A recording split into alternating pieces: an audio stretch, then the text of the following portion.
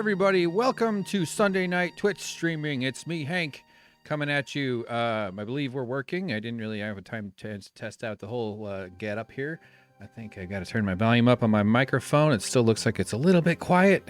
Hello there. Hi there. Oh, there we go. Okay, now it's tuning in. Sunday night Twitch here on winnersandlosers.tv/geocities.com. That's a hack joke, and it was hack in 2007. I'm doing great. Let's switch over to transition. That means transition over to the thing here. So here we are. All right, check it out. We're in Photoshop right now. Hi there, everybody. This is the screen. No, this is, what the hell do I call these? The thumbnails that I create for the YouTube archive, youtube.com/UCX42578, capital H, capital thing.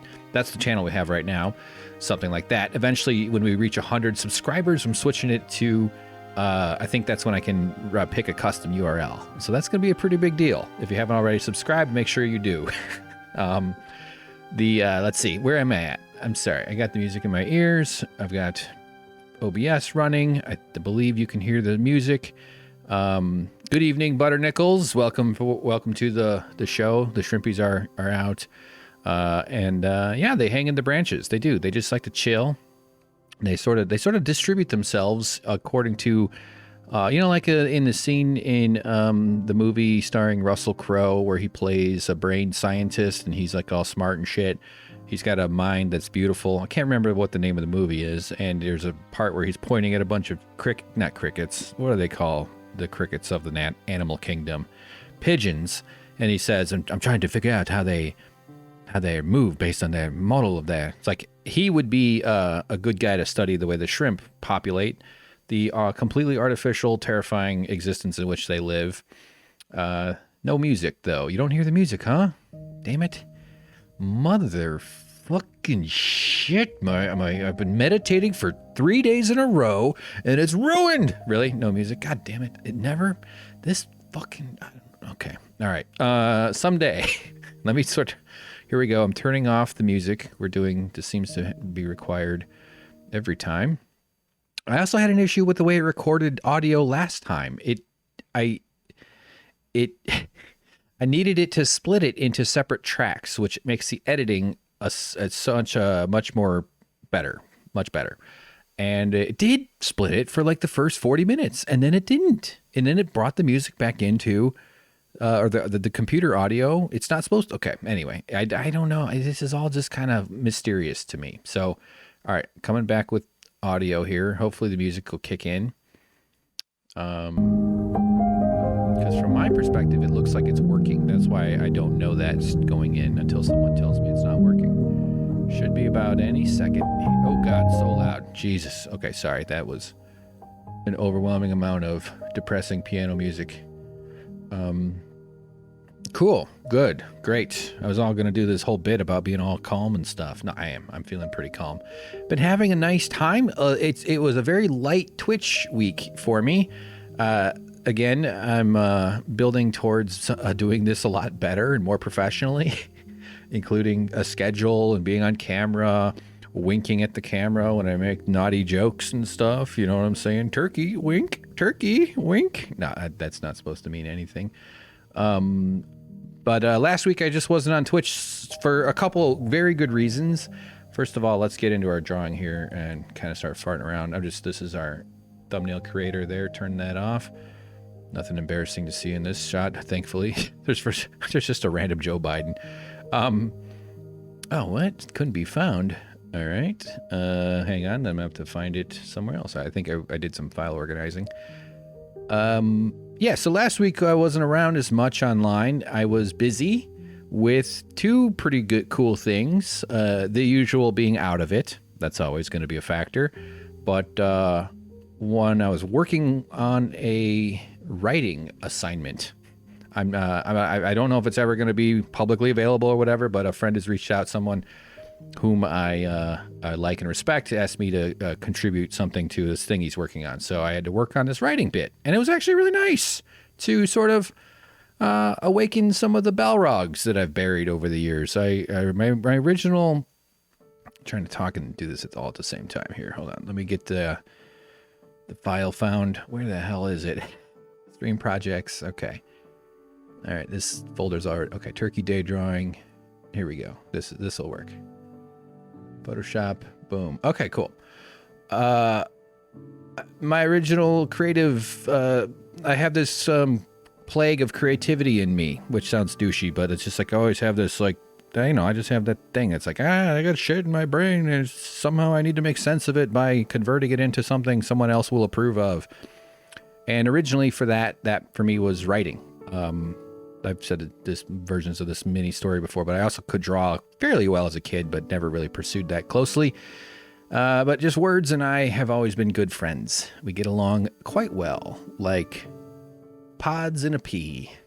That is, if you have pod in your pea, don't apply for a job. They'll find it and you'll be getting big trouble. But it's gone. All the thoughts are gone. Oh, anyway, so I've written so much shit. I've got a couple novels I've started.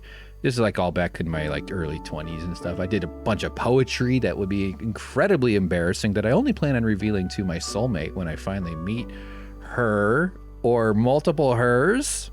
Been watching the cult documentary about man, boy, I gotta start a cult. Oh, by the way, Butternickles, can you hear the music now? Ooh, Nordstrom's music. Okay, good. Yeah, perfect. Exactly. I want people to feel like they're in a luxurious capitalistic department store. Maybe the odor of luxury and cologne wafting into their groomed nose hairs. I should say past their groomed nose hairs if we're going to be scientific about it. But okay, I feel like I'm rambling about four things at once. Nordstrom's, see, it just all went away. Oh, good. Perfect music volume. Good. what the hell was I talking? I was talking about writing something. Oh yeah, so it was really great to actually kind of like someone say, "Hey, yeah, you're right, shit." Oh yeah, the soulmate, the poetry, or maybe like a Patreon video or something eventually, because that's something I need to get going soon. Is my Patreon, even though I don't have no right to ask anybody to contribute money, but I should at least make it an option in case it's a thing. Because also, by the way, if anybody does, that'll also help me stick to this shit a little better. So, I've written a whole bunch of crap. I actually did an Onion website on my own. It's long since dead, about 20 years ago. Oh my God, I'm so old. In my early 20s was 20 years ago. I'm experiencing the self-awareness for the first time, just as we all do as we turn into old farts. And so I've got tons of... Anyway, point is... I've written scripts, comedy scripts and stuff. Not a ton, honestly. I'm pretty lazy about it. But I've got 2 fully written animated comedy scripts that I would show some hot shot in Hollywood if they ever said, "Hey, buddy, you want to be like come around and write some shit for me?" And I'd be like, "Yeah, here's my scripts." So why am I rambling about this? Oh, this past week I was busy working on a script. No, not a script. Just like a column or an essay, something. I don't know. Whatever. We'll see. You'll if it becomes something that goes public, I'll definitely will bring it up again. And the other thing that I was doing was I am very fortunate to have such a kind and infinitely nice roommate who has a PlayStation 5. And he's been playing Demon Souls, and we both kind of gotten the Souls bug. There's a series of games out there, the Dark Souls games, and there's multiple ones of those. There's Bloodborne, there's Demon Souls, there's shirataki mushrooms or something. And he says, "Hey, I got Bloodborne." And I go, "What?" And he goes, "Yeah, you should play it." And I go, "No, you play it." And he goes, "No, I want to watch you play it." And I go, "No, that's weird. You paid for it. You should play it." And he goes, "No, it's fun. Let's watch. You should play it. Just try it out. Just give it a try." Like, I go, okay, I'll do like 20 minutes. James, I'm trying to build my fucking career here. I got all kinds of stuff to do. I got to get on Twitch so I can, talk about socialism while drawing turkeys. And so, okay, fired up. And 17 hours later, of course, that's where the story was inevitably going to end. James and I are sitting there watching Bloodborne. Our eyes are oozing, dripping blood, and we have become full-on Satanists. So it's nice. No, that's not at all even what the game is about. The game, it's such a fun game. So it's really beautiful. It's an older game, so it doesn't look super great. Apparently, they're making a remastered version. But on the next podcast, James and I do together for Suck Professor, we're going to talk about Demon Souls, play some videos and stuff, and probably some other movies and shit that we've been watching too, that we've been seeing. So quarantine is proceeding, but man, did I get my shit ruined by my nice roommate who now we're deep into Bloodborne. I'm playing, he's co-piloting, meaning I play everything, but we kind of both like, yeah, God, it is we're like a nursing home for dorks here in our late 30s and early 40s. So it's fucking great. It's such a good game. I'm playing that a bunch. Watching the news too, keeping up on all this shit that's going on. Not totally keeping up on it. Biden is assembling a team of corporate all-stars for the Biden administration. President Trump is imposing his will upon the land. Today's hits were Neera Tanden, who's like this corporate strategist, political person who's just a rotten piece of garbage human being, and very, very busy on Twitter, and just sort of a total defender of the system as it is. She would probably pretend otherwise. She's the head of a thing called the Center for American Progress, but it's really best thought of as the Progress for the American Center. That's the kind of insight you can expect on the podcast I'm going to record tomorrow or Tuesday on Perfect Union on Winners and Losers. I haven't done a political podcast in a couple days. No, weeks, I meant to say. All right, man. That's the opening ramble. That's where I've been. Just cooked a big-ass meal, too. Chicken with on a bed of green beans, cauliflower, broccoli, and 2 cans of cream of mushroom soup, which is... it looks like this. No, why am I drawing cream of mushroom soup all of a sudden? This is a holiday show, I guess. It would make sense. is that faded? Why the... Anyway, cream mushroom soup. There we go. That's not... Okay, hang on. Just trying to keep something moving on screen. You know, like a green bean... It's just... I just took all the veggies I had. They were starting to rot a little bit, so I got them turned into casserole with chicken cooking on top of it. If you don't have an oven rack, no, not an oven rack, like a meat rack, you know, like how you're supposed to elevate your meat so that it doesn't just stew in its own juices. Not that that's actually necessarily going to kill it. Then it just soaks it up. You don't get that crunchy bottom. Just put a bunch of veggies under it, and like firm veggies like cauliflower, and it'll turn itself into nature's rack, which is also boobs. So that's fun. Yeah, we'll see. Look, we got a can. That's nice, isn't it? Let's turn it this color. No, there you go. And yeah, so if I didn't cook tonight, I would have otherwise I would have had to stream up a little sooner. So I had to make sure that I did that because I've been eating shit lately, and I'm not making any progress on my weight loss effort. In fact, I've made a little non-progress, what the center likes to call progress. And now I've turned myself, you know, not good. So I'm getting back to keto starting tonight. Feels good. I'm going to have to interrupt here in a second, by the way, to go check on my shrimp. Fucking not shrimp. I do not cook and eat my shrimp.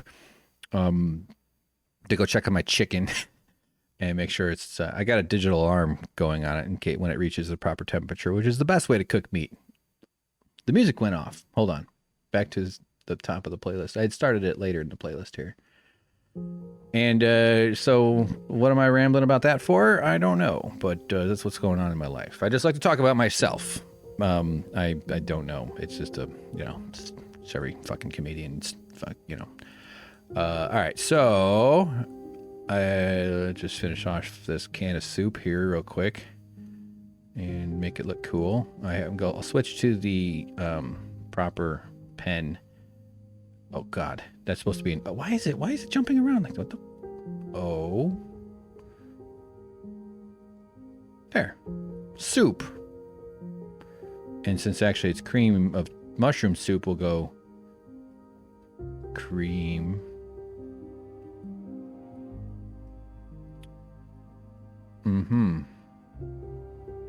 Delicious. Doesn't that look good? Doesn't that look like something you'd want to crack open on a fourth date in the morning when you wake up? Hey, baby. Yeah. No, it doesn't. It looks terrible. Everything looks terrible. I need a place to gather up all my drawings and stuff. And I have a video I made about beating up the virus in a grocery store with spray. Soup can here. And I think that I drew a background for it that's just a bunch of shelves. Maybe I should find it since I'm talking about it and see if it's in my animation assets. I have all sorts of shit everywhere. I doubt it. I totally doubt it. Backgrounds. So I just need somewhere to like kind of build out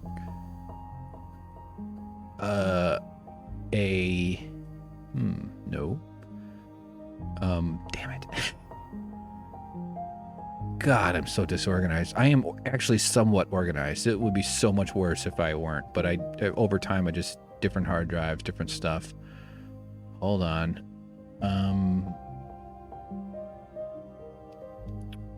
Zoom. No. Wait a minute. No, that's not it. Ooh, this might be it. Hang on. Okay, yeah, here we go. This is what it looks like. Grocery store shelves. So you can imagine populating this little thing with stuff. Like the thing I have already is Miss Meat, which I think is kind of funny. Has a nice little South Parkian quality to it too, in a way. Not that that's what I was aiming for, but it does look good.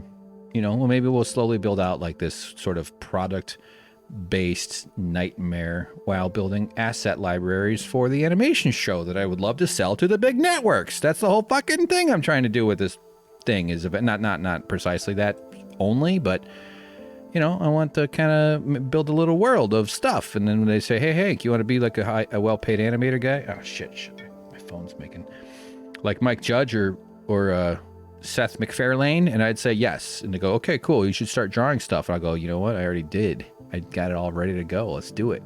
I got James. He's funny. He'll be a hilarious, kooky, goofy dude. And we'll have fun, goofy ass little adventures. Because we're the original odd couple. All right. See? Look at that. Soup cream. So look, we'll put this into our... Oh, crap. I closed it already. Hang on. Put it right over here into the grocery store. Soup cream. And where does soup cream belong? On the ground. Oh, fuck. I think James is knocking on my door. All right. Hey, I'm going full screen. James, I'll be right out. The alarm. Okay. My chicken has reached 160 degrees internally. Hey, I'm going full screen with the shrimp. Oh, no, not starting. Hang on. Hold on. Oh. Fuck. Oh, it switches it. That's why so I was looking at the wrong one. We will be right back. I will be back momentarily after checking on my chicken casserole dish. Thanks for tuning in, everybody. And Butternickles, sorry if I haven't seen your chats here in a second. I will be right back.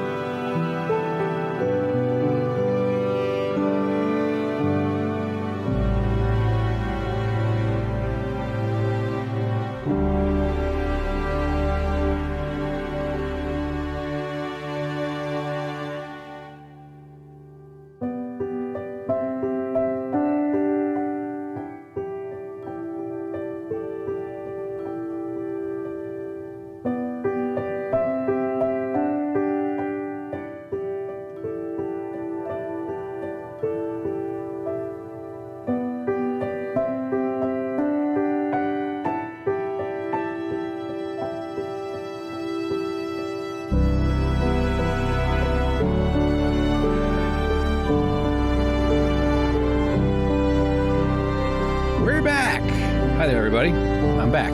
Turn the music down. Okay, I'm out of breath. I just wolfed down half a chicken. That's an exaggeration. It was a thigh and a leg that I had baked. I took a picture of it. Maybe I should, since I've been rambling about it, I should show what I produced. Let's see. Sorry, Butter Nickels. Oh, you used to be on a Patreon. Yeah, yeah, I do recognize. That's so nice of you. You might, I'm not saying I expect you to do it again or anything, but if you did, there's a good chance you'll be the only one on there, and that would be enough for me to not to probably do it. As the gravy, a casserole. That's what you're saying. Soup cream. So many baby shrimp on screen. Put on your pants. Yes, I did take my pants off. My room is a no pants zone, so you know. That is to say that I only take athletes who don't get out of breath. Just kidding. I'm out of breath from eating chicken. And then running up the stairs. All right. So, oh yeah, the picture. Sorry, I got to email myself the photo from my phone. I'm sure there's fast ways of doing this. Since I'm turning into one of these crazed, always online people, I might as well just show this shit to the world since I was talking about it. It'd be weird if I hadn't talked about it and just been like, look at this. Hold on. So here we go. Not even close to the here we go. Why did it? That was way too early. That here we go was way too early. Let's see here. Evernote is the note program I use. I love it. I've used it for years and years, even when it's kind of had some annoying quirks and stuff, but it's overall very good. It's a very kind of broad program, and they recently updated it beautifully. Their update is now it looks like a program designed in the last 2 years. It looks great, works much better. It seems to be smoother, but now I don't know how to refresh because I'm trying to send it to myself via Evernote and I don't know what the fuck. Does it just automatically do it so much that I don't have to? Maybe that's what's going on. It used to be right in the corner. What the heck? What in the darn heck? Aw, jeez. Jeez, the snowplow fell in the river. That's like a Chicago accent and a Minnesota accent folded into one. Tools? Help. This should not be confusing, Evernote. Fuck, okay, I'm just gonna turn it off. I know there's other ways to get it. I should just plug my phone into my computer straight up, but this usually... I'm so sorry. I am so sorry. No, maybe it didn't sync it from my phone. Sometimes that's what the problem is. I have to tell it that it's ready to...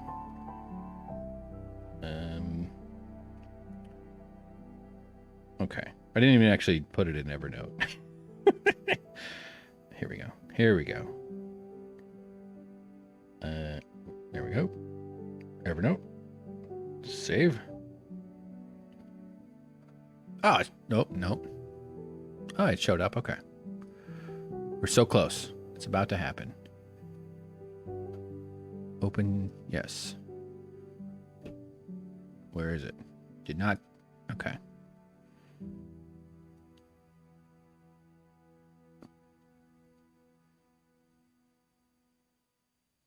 What the heck? What in the heck? I'm looking at the folder where it said it was, and I don't... we're so... Man. Like, what is the key code to the passcode device that'll get us through this door? There we go. All right. It's going to be an ugly picture. Yes! There, let's rotate this thing. So, yeah, I made this. This is just... I whipped this up in the last hour. There we go. That's fun. That's nice. It's disgusting looking meat if you're not a meat person like I am. Yeah, there you go. Boom, I ate the one in the middle because there's nothing worse than not crunchy skin. These two big ones I'll eat tomorrow and they'll be all soggy ass skin and that's nasty. I'm not gonna eat them both tomorrow. I'd probably say, you know. But what I did then is I mixed up all this veggie goodies in the bed below and you know, gave it a nice little stir. Smashed up a bunch of pork rinds with a unopened jar of mayonnaise as a battering ram. I did it in a Ziploc bag and turned them into breadcrumbs, and I put them over like roughly 2/3 of it. I didn't want to do the entire thing in case it turns, because pork rinds is meat itself and can turn into gross. So, but I'm hoping that being on the top, it won't. It'll actually just then become part like a crunchy bit top, like those French tasty crunchy onions, French onions that my mom used to put in the green bean casserole. I used to just eat those things. Those are like the best part. All right, guys. Wow. Why would anybody new ever listen to anything I do? Let's get into drawing this damn turkey. Turn off the soup can. Actually, just to save the soup can, I don't want to waste such perfection. Let's drag it over to color. Oh crap, I put it on the wrong. Hold on. Photos sometimes have goofy color profiles, and we will save grocery store. We'll just call this PSD sort eventually. Thank you, dumbass. All right. My mustache hairs are poking into my mouth, and it's driving me nuts, and that's also distracting. Okay. So long, chicken dinner. Good. We are streaming. Music is coming through. Yes, Butternickels, it was a Minnesotan.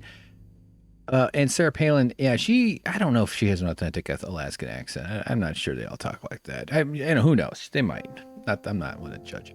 Oh, you made homemade stuffing. By the way, did you have a nice Thanksgiving? Anybody out there? Butternickels? Anybody else? What'd you do? Did you avoid giving your family the plague? Because that's the gift of love, is the not killing them with a horrible virus. Stuffing is so good. What do you put in your stuffing? Tell me your stuffing secrets.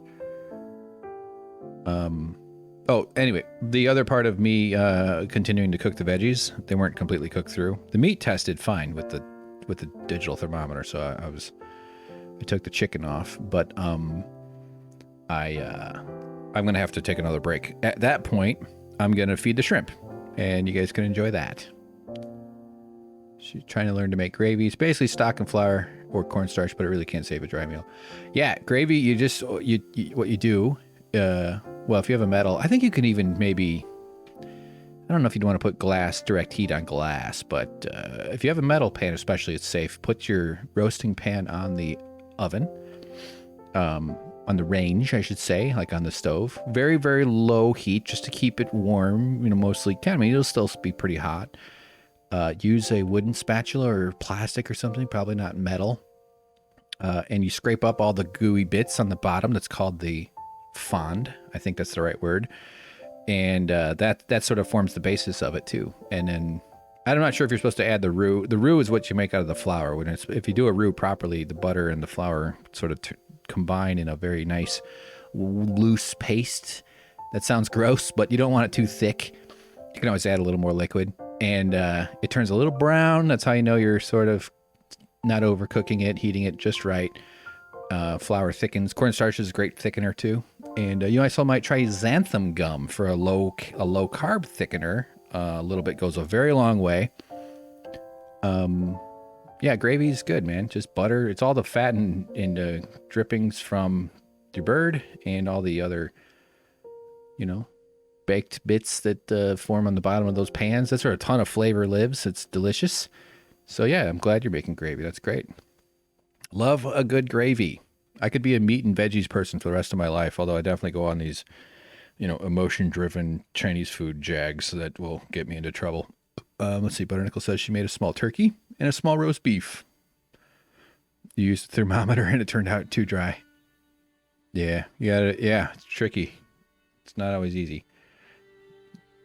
You can always undercook it slightly and tent it, or depending on the meat, and then let the carryover heat sort of finish the cooking. You'll notice if you take it out like 5 to 10 degrees before it's done.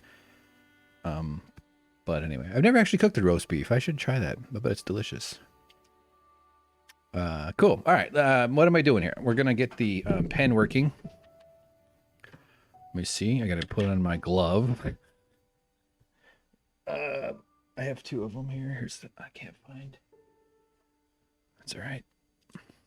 It's like a weird glove where the fingers, there's only fingers for the pinky and the ring finger, and the rest of the hand is open. It's like if I was a gimp who just didn't really want to try that hard, or maybe just sort of a sleek sort of assassin. But it skin on this human skin is wet and oily, not for drawing material, so you can't slide your hand around real well. So it's dorky as the glove is, it's absolutely necessary for proper being ability to draw. So, all right, you know what? This background is gonna trip me up, so I am going to hold on. Okay, let's turn off the background here. Let's put the whole background in its own folder. Good. We'll call that background. Someone left a nice comment on my Instagram about this background, and I think I'm gonna made me think maybe I could make big high quality files and make them available for Patreon supporters. Or, I mean, this person's a friend. I would definitely just give her the file, or if anybody honestly requested it, I'd probably just give it to them. What the fuck? What am I? No, this requires. But it does seem like something that I can do to click. Would you? Why is it doing that? See, this pen, I have an off-brand fucking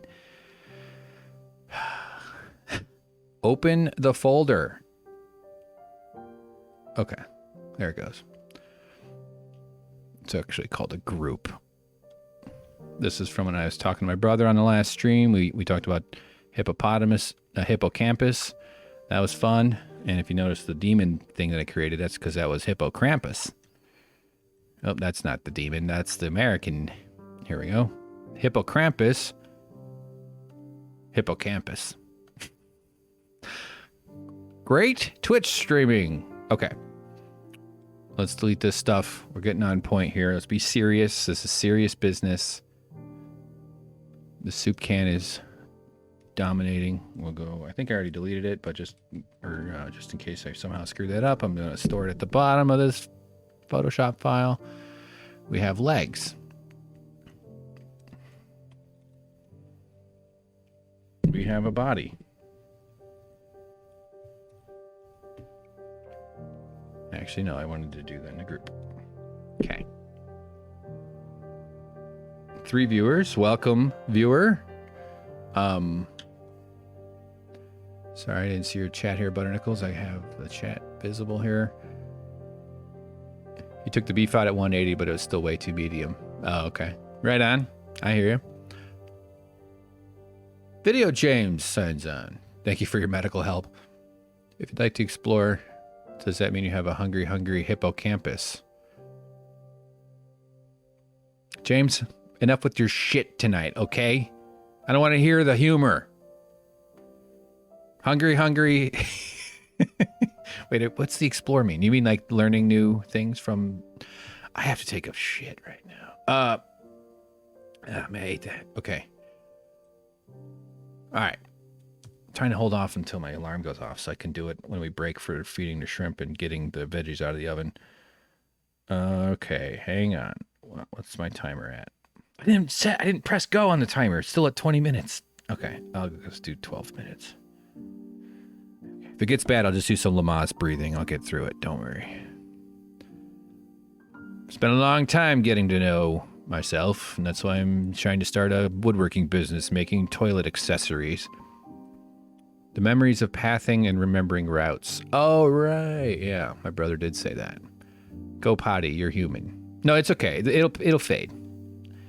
Also, I might forget to turn the microphone off, and you'll hear me writhing in agony. You'll hear like the wailing, the moans and the wailing, not unlike the lobby of the purgatory of Dante's Inferno.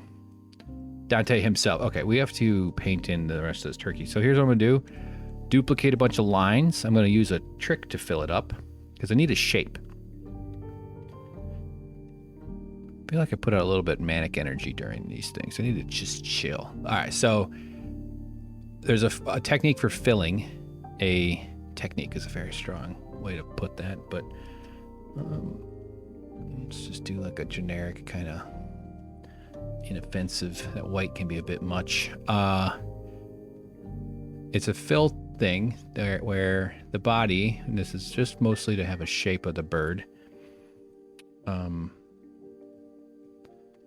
There you go. See?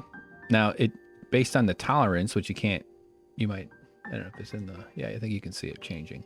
So sometimes when it's not fully thick, see this line is not fully thick, it'll put it at different spots or stick it all the way.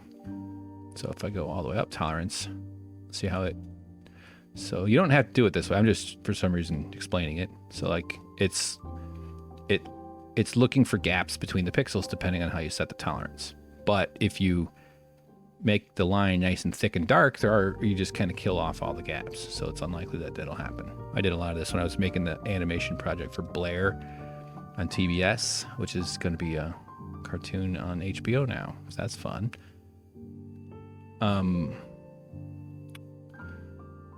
So I'm going to keep that thick border. I do like it, but it's better that way.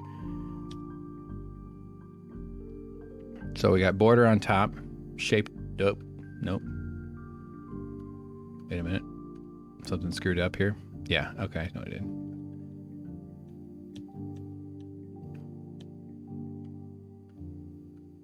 There, okay. I merged some, I don't know, whatever I did. Let's not overthink things here. Okay, so we'll also duplicate the legs twice because that's the same. And kind of want to fix this here. So it's not perfect, actually. Doing this all. Wait a minute. No, not that. Let's get the brush we used last time. And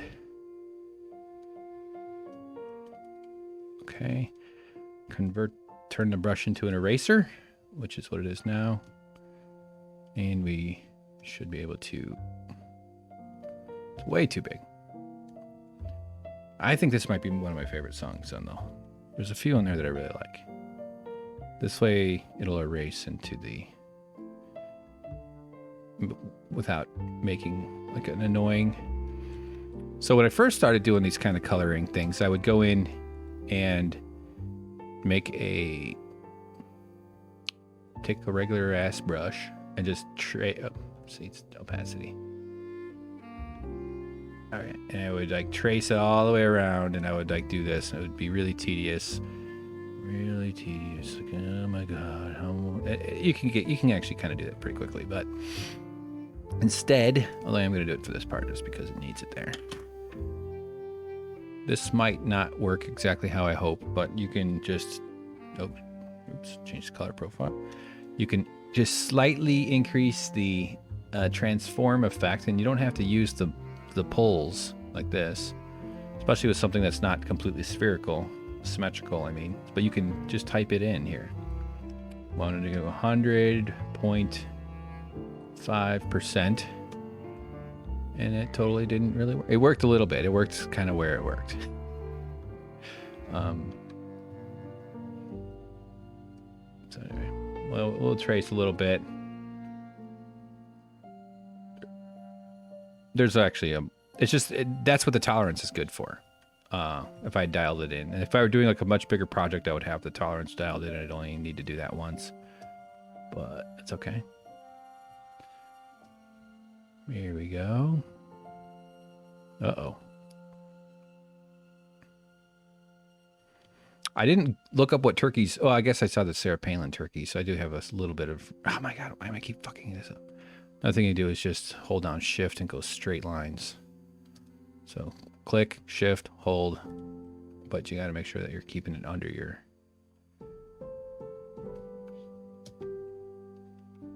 Zoom out.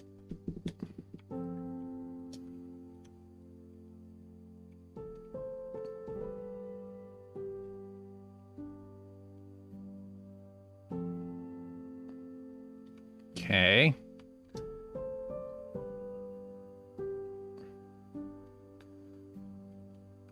You can drive yourself insane with all these little transparent pieces and bits and stuff. And I have, but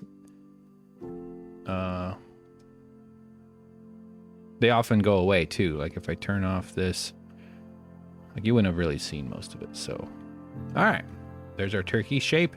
So what the hell do turkeys look like? They have eyes, they have a beak. Remember, we're keeping this silly because I need to be done with it eventually.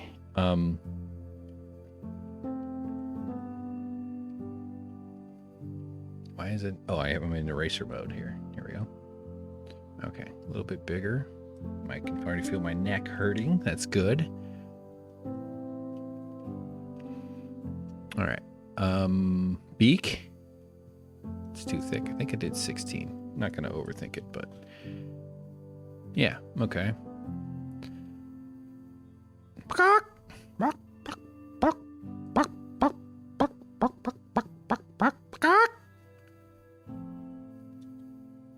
No, don't. Wait, there you go. I want it to taper. There. Turkey beak. Black. Change the hue saturation. It's coming out really damn, like, I want it to be a bit darker here. And not brown. Probably starting dark. Here we go. So duplicate a bunch. But I don't want to have to be doing that, so I'm going to mess with this brush a bit. Brush settings. Can you guys see that? I don't think you can. Maybe if I put it into the... Yeah, now you can. Oh, spacing. Yeah, you can see like that's with spacing. You can do, if that's what you want, that's great. But you can also kind of control the thickness of it. My spacing was 18. So here's 20. And then here is 1. See the difference? And then here is 40. No, 30, 42. So when it works, it's really cool. I usually do 2 or 3 because 1 can be... Oftentimes you get these crazy lags where it doesn't really know what to do or it sort of stalls out. It's really irritating. And texture each tip. I'm just looking for something that's relating to opacity. That on transfer. That might be. Yeah, opacity jitter. No thanks. Yeah. Okay, now I'll change the spacing back because I put it at like 10. Nope. Put it at, we'll go 20. That's not enough. 12. And then I would like some jitter on the rotation. Size jitter, angle jitter. See, are you seeing this? You see the little white thing here? As it shows you what your stroke will look like. And so you can kind of look like, I think that's pretty cool. There we go. Look at that. That's pretty much good. All right. No, it just looks like a person with a thumbnail injury. So here, let's get this brush out of this. It's not where it belongs. Brushes can go right there. There we go. All right. Beak. Maybe we'll make the beak on top of it.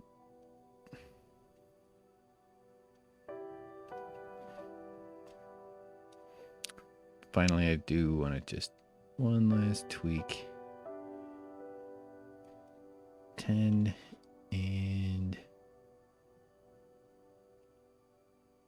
Oh, I see. It does have a minimum. That's what. Okay. That's better. All right. What color are beaks? Bird beaks are yellow, right? It's a rule. Oh, where's my colors? Okay, hang on. Putting the brush over there. And my color window's gone. There you are.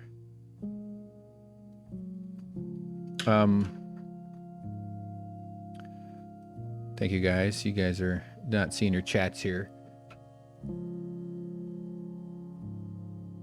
That's James needs to come up and hold the bucket again. No, James, I glued it to the floor. The shit bucket is attached. I screwed it in, and then I had to seal the screw holes because, you know, water, you know. Perfect Thanksgiving brown. It is a kind of nice gravy brown, isn't it? Like a good brown gravy. Not like a gray gravy. Ugh. Shouldn't it be called brownie? I mean, come on. It sounds like I'm leaning into this awkwardly, and my neck is really in pain. Hold on. Okay, that's better. Butternickel says, remember that time in the show when you knew that Mr. Rogers was going to get redressed and leave you to your regular non-Mr. Rogers dad? Yeah, wouldn't it be nice if he could be all of our dads? Hi there, boys and girls. Hello there, freak monsters who, in a world of kingdom I've created in the back of my living room. Boy, do I relate to that. Oh, you're watching the color being filled in. Yeah, it is, honestly. That's like, it's really satisfying to see like color drawings and stuff and like painting and shit. Yeah, I know what you're saying. It can be in that. I don't know if there's a word for that. Will the turkey include an animation of it spinning down a death funnel? Maybe. Is that how you make turkey sandwiches? That funnel was just for bleeding them out, right? It didn't remove their heads, I think, because it's just from an engineering standpoint that would clog up the process. I pray. Well, I don't know. Do you want to Google it? No, I'm not gonna do that to you. They're friends. They're friends that you turn into poo. All right, so let's go yellow here on the bird. I don't need to use this brush, but hey. So hold on,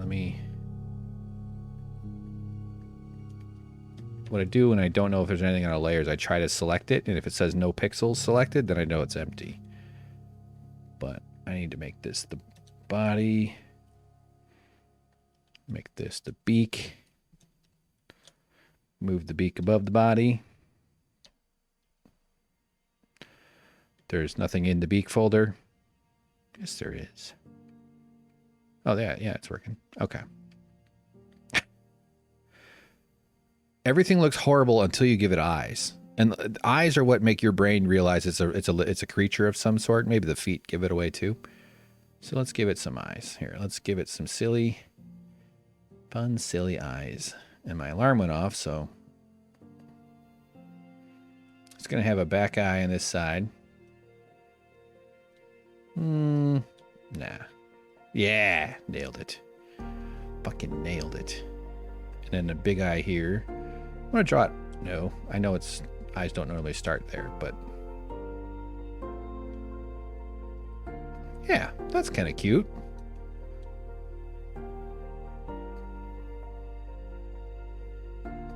No. Okay. Put a folder or thing below it.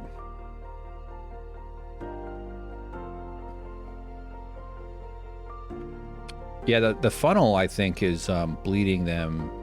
I mean, the whole contraption is meant to hold them still so that some man doesn't have to express his muscles in order to achieve the goal of torturing and murdering the turkey into food. And then I think there's... So this eye needs to be behind. See, I screwed it up. I drew it on the wrong layer there. I'll show you something really kind of cool. Actually, I'll show you right now. When you turn off all the line art, you get like you get kind of a crazed version of the thing you drew. Ugh, why doesn't it do? Like look, you end up with the color chunks. And when you have a whole bunch of different colors and a bunch of different stuff going on, it looks kind of fun. I actually think that the back eye. So here's a good way to do both eyes, since most animals' eyes are roughly symmetrical, although I would actually invite you to look at every human you see in the world and you'll realize that they're not. Human beings all kind of, like a sign of a non-accurate drawing is when the eyes are perfectly identical in terms of the skin around them and just the way they sort of, I mean, yeah, you might say like the irises are not perfectly identical, but like the way a human's eyes are always a little bit off. They favor one eye over another for different tasks. They drive in a car and that means they might get different sunlight. You know, like your eyes don't necessarily live the same as both eyes as each other, identically. So people end up with like differently melted eyes. Even attractive people. It's fucked up. Let's turn that off. Fill this in. Okay. Now this has to go behind the head though. So this eye is, although I don't like having to split up the eyes. I usually like to keep the eyes close to each other. But if it goes back, it'll be like that. And I'm already not feeling great about it. So what I want to do, just slightly, no, not that way. It's almost the same as what I had done. Okay. Pupil time. Make a folder called pupil. I typed P-I-P-I-L-K. That's close enough. That's not... Oh, still in the eraser mode here. Still in it. Didn't do it. Okay.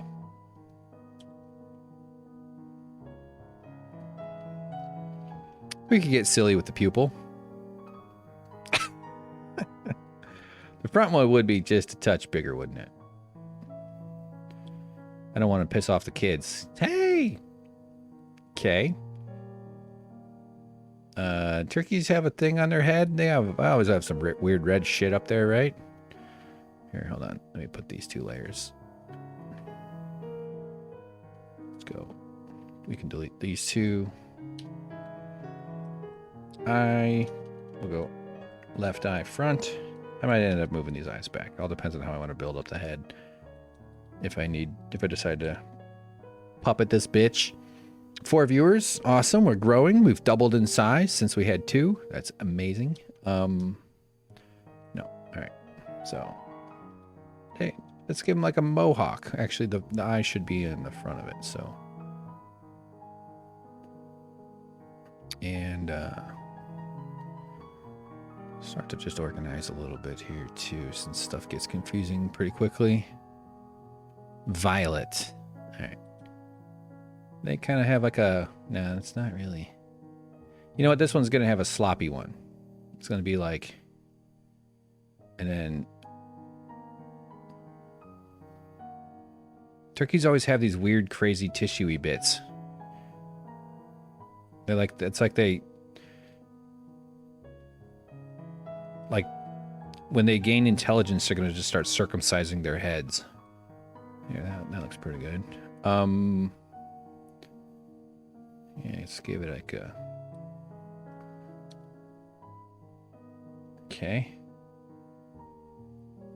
Back to the brush. Okay, I gotta change those hotkeys. Those are kind of annoying. And we'll make this sort of an awkward red.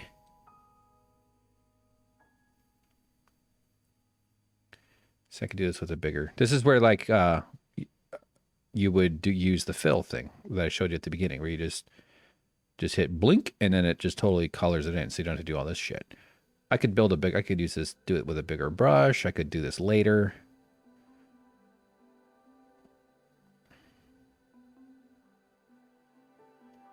Mm-hmm. Honestly, that's fine. Okay. Oh, God. I don't watch cartoons. I just draw, like, 2% of one and laugh at that. That's how I... All right. We'll do some shading and stuff when we're done. I think it's a little early for shading. So, how about, like, they always have these weird-ass... Nope. Color black. They always have a weird-ass kind of... Bunch of deflated testicles hanging off there. Let's do this one in, like, 2 layers.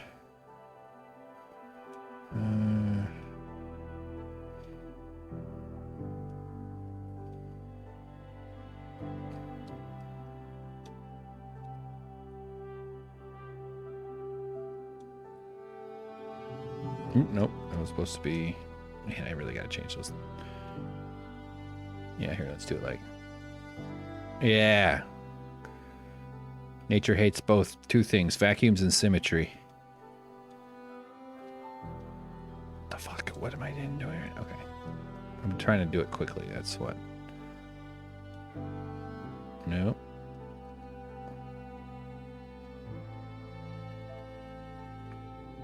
And delete. Clear. Okay.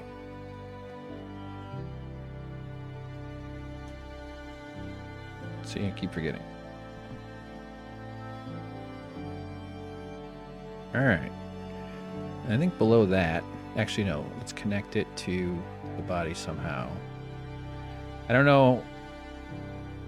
It'll fold in. I don't want to just draw another loopy loop on it. It should be like another one.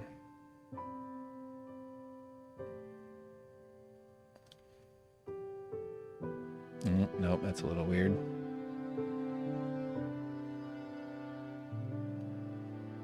Yeah. Yeah, this one's really gross. That's right. And then if I ever animate this, I'll make these like dangle. They can like move around in character animator. It'll be all nasty and shit. Okay. See, what I should do is get on Twitch at like 9 in the morning and do a day of work. Put it in. Just get on Twitch and be the guy who, you know, draws weird shit on Twitch all day long. See, honestly, didn't even know turkeys are friends, not food, but he loves eating them. Yes. How about some glowing eyes like your crow friend? Weird inside. My crow friend? What the fuck? Oh, yeah, the crow, yeah. Well, if it takes my souls after I lose. Yeah, James is, playing it right now while listening. Thanks, James. Yeah, dude, when we do the podcast again, if you're down, we definitely have to talk about PlayStation 5. So I feel like there's big sort of structural blobs that are going to be like right there. And then this one will have kind of... Yeah, that's fine. I'll go back and clean all that up. Sometimes it's kind of fun just to leave it all sloppy looking too. This front one... These are in 2 layers, so I don't want it like that. Nope, that's not good. Okay.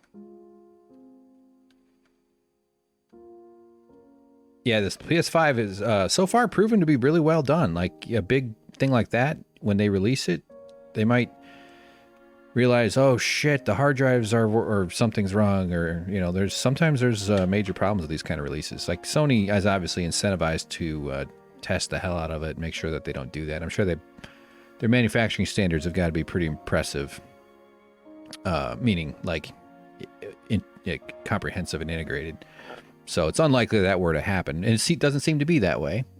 As with anything, there's always no focus group quite like the mass market release. But the PS5 looks awesome. It's run great. It boots up shit real quick. And I think the outlook is very optimistic. I bet when more games come out and the developers start to optimize for it, it's going to be really, really impressive. I'm super jazzed to watch James play amazing games on it and to play more Bloodborne.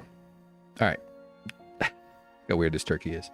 So, okay, I got to take a shit and feed the shrimp, not in that order, and go get the veggies out of the oven. We're going to go to break. Let's do some fun break music. Here we go. Yeah. All right, guys. I'll be back. Oh, God. It's getting loud. I'll be back in a second. More than a second. First, we're going to feed shrimpies. So you have that to enjoy. I will not be filming my turd. That's not appropriate. Maybe when I reach 100 subscribers. And then we'll be back with more whatever the hell I'm drawing. See you soon.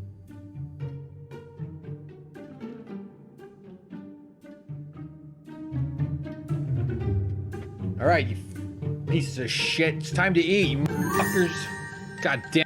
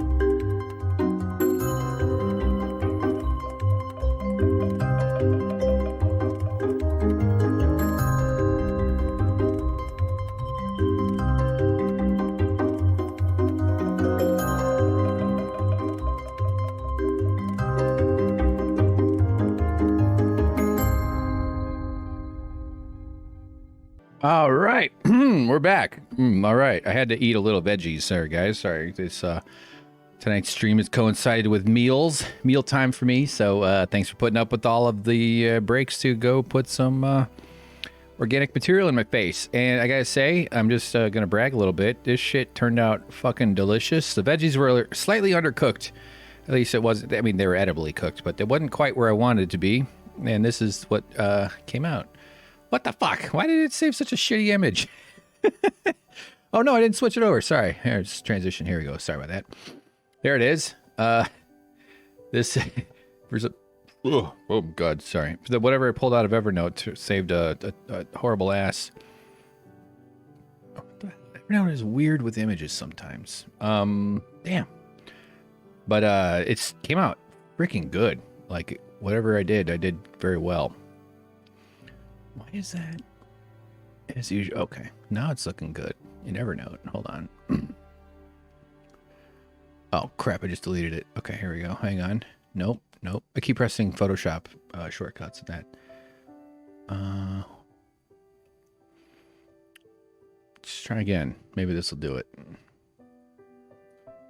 Nope. Same thing. Hold on. Well, ooh, here we go. Yeah, there we go. A little bit better. That's let's fix the color here. This color looks like shit. So it's way too yellowy. I mean, you know, kitchens are often kind of orangish, yellowish in tone here. I'm actually better at doing this kind of color fixing in Premiere. It has more. Photoshop is extremely powerful for such things too, but yeah. So the crunchy bits there on the right are the smashed up pork rinds that I use. I use chicharrones, and it formed a nice kind of goofy, perfectly textured casserole sort of thing. The green beans were a little overcooked, which is perfect. I want them to be just barely, like a little bit mushy, but in a good way. Maybe because I grew up with a mother who didn't know how to turn off an oven. Our place was always warm. That's not true. She made amazing green bean casserole. All right. So back to the turkey here. How's my sound doing? Butter Nichols, thanks for your patience. James, you too. You guys are in there chatting. Let's see. Mother. James says PS5 is Ultra HD. Oh yeah, I'm looking at the wrong chat here. Okay. PlayStation Plus, PS5. Okay. Nice. Some Red Dead Redemption 2. It's like stuffing and veggies. Yeah, it is. The thing with using pork rinds, yeah, we have a gas oven, correct. Yep. We actually just got a new fridge. Our fridge was like 20 years old or something, and finally shit the bed. I'd fixed it like once or twice, and it just like, I don't know. That's a whole story of that. I think I already talked about it. James baked a video card? Can you, is that a thing where you can heat up electronics to give it new life? Is that really, like, it sounds insane, but it also is one of those things that would kind of make sense too, because electronics aren't made out of matter, made out of organic material, so you can, like, they work in space and they work near volcanoes. So it would make sense, like, oh yeah, just bake it. That'll shock the soldering connections or something like that. I've never heard of that, but I'm already an expert. Yeah, what gas stove? Oh, so do you have like an electric range, Butter Nichols? Like with just the flat, smooth? Those are easy to clean if that's what you got, but that's about the only benefit. All right. Okay, so let's put some red on this fella here. Let me scoot in on... Yeah, the flat, smooth things. Yeah, those are... They seem like those should be really good, but they're sort of a pain in the ass, aren't they? Have you ever seen the professional waddle? Yeah, that's the thing. They have a waddle. It looks like he has a mouth too, but his beak is gonna... I was thinking I might give him like a lower beak. I don't know. Well, whatever. James says video cards are basically fired in kilns. When manufactured, when you bake it, it melts the soldering and cools to repair the pathways. Temporary fix in a pinch, not a long-term solution. Wow. So the only time you used the oven was to bake a video card.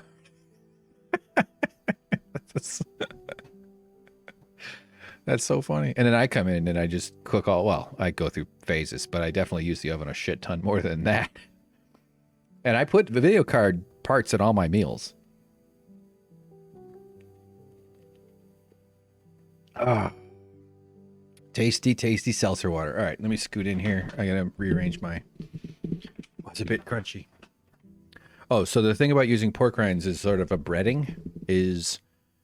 This is so delicious. I had to have 2 bowls of it. That was just so good. I was really sitting there enjoying it. James was showing me some new magic spells in Demon Soul. And Chicarons. They tend to get a little... They're animal. They're of pork skin. So they can kind of reconstitute a little bit. And they can get a little chewy. Not in a bad way, per se. But they're not like bread. When they're dry and crunchy, they function like croutons. But if they get wet... Now, these are all sort of ground up, so they're going to be fine. But fresh out of the oven is the best, as is kind of obvious. All right, anyway, I can ramble about that, and I probably will. So I want to draw this little dude. Let's I'll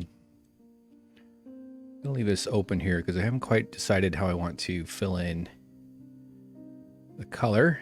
Are we in Photoshop? Yes, we are. Good. Nice music.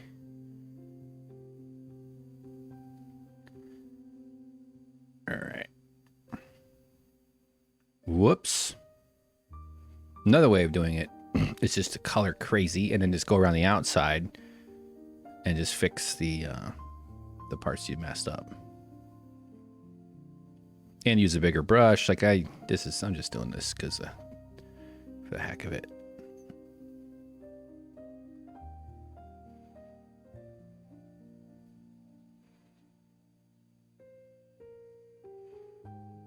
All right, now see, I'll turn it to erase, and then I can go around and clean up all the parts like so. Butternickel started to look up whether the death funnel actually moves ahead, but yeah. You're not getting music? Why would it stop? Really? Balerian Dondarian. Hey, welcome. You can see we're up to a lot of good here. Obviously. How are you? How was your Thanksgiving? Did you get the plague? Did you have a little pumpkin pie with your plague this year? The end of the Trump administration. 4 years ago, we all knew this was going to be a weird nightmare, and not leaving your home unless you are prepared for the plague at the end of 2020. 4 years after Trump started, is about what you should expect from putting a dumb piece of shit like that into office. Not that we wouldn't have necessarily avoided the plague because of this. However, it might have been changed a bit differently. On your own on the Oregon coast. I'm thinking about moving to the Oregon coast, actually. Maybe I'll hit you up for some advice when I finally get closer to thinking about stuff. I was actually looking at the beginning of this year to visit a few friends who live in Oregon. I have 2 people I know who live in Oregon and family up that way. And the plague hit, so I wasn't able to go. All right. So no... Balerian, are you hearing music? I know it's... Obviously, Butternickles isn't... I'm just curious if it's everybody. I don't know why it would just be one.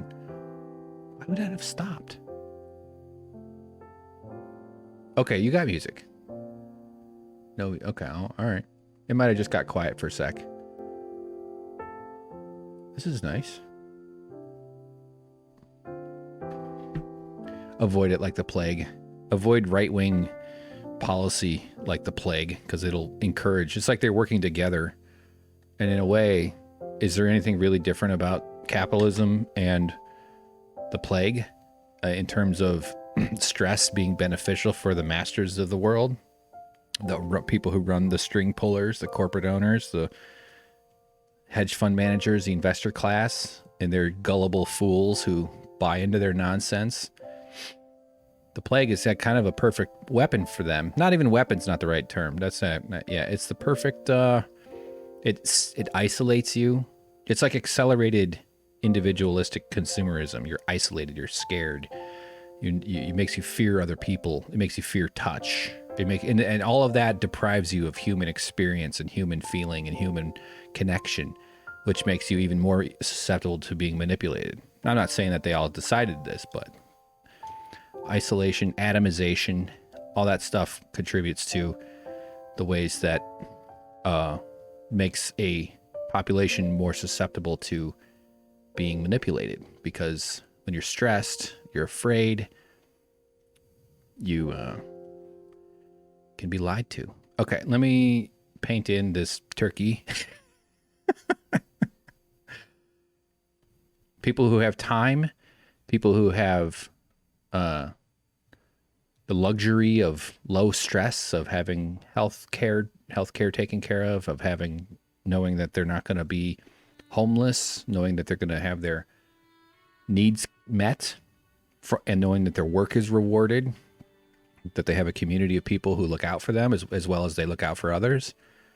Those are threats to the order that we live under, because especially if you have time to organize and if you have time to learn new skills and time to gain new connections and live a fulfilling life, that's a threat to them. That would be a way of empowering you, because you might start to look around and go, why is it this way and not that way? Instead, you look around and you go, I'm scared, I'm worried, I'm concerned, I believe the media that lies to me, and I'm going to blame the people that tell me to blame. So the reason I just painted behind that is so that when I do this,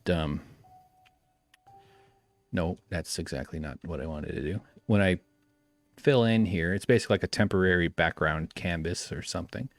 So now when I paint it, I used the wrong color there. It's actually called bucket fill. What is this called? Gradient? It's not gradient. Paint bucket tool. That way it won't, if you hit it a few times. So let me dial in on my tolerance here. Oops, see, that's too much. So let's go down. Let's try to get it so that it kind of gets under. So like I know what it's doing is probably it's finding a way out. So hold on, let me switch to the brush.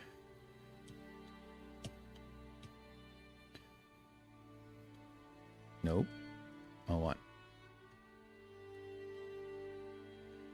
So yeah, in a way the plague actually kind of, what's the hurry to solve it? Scared people are easier to manipulate. Quicker to find the irrational way out. Not to say that you shouldn't be scared all the time. I don't want to live in a world where fear is always the correct way to feel. I think it's insane. All right. I'm going to try to get a podcast done, though, like where I scream and yell about all this shit this week. And then this one, I want to make its own color. So, right, like now I want to fill in this shape. So I'll bring the weird color up there. Let's duplicate that just to blacken in the line. And I want it to be slightly different color here. See how much faster that is than the other way I was doing it? Like I do it on its own layer though. Okay. And then when I turn that off. Oh, hell yeah. Now I'm not sure I like the way that actually fits. I think it should be more like, no, actually I do like that. I don't like this border. So let's redraw that. 16 with black. New layer. And then I'm just going to kind of, yeah, we'll just do it. Okay. Yeah, here, that'll be good. Right here, we'll go. Maybe it has like a weird connecting kind of shape up to this. And we'll go on top of it. And a little that way.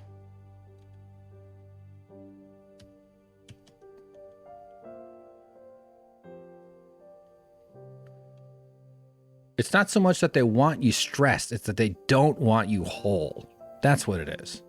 Of course they want you stressed, but like it's you being strong, you being safe, you being having time. Time is I think one of the most misunderstood or it's not esteemed or estimated, but like people don't realize how much of their time is consumed by this creature that we call our economy and our way of living.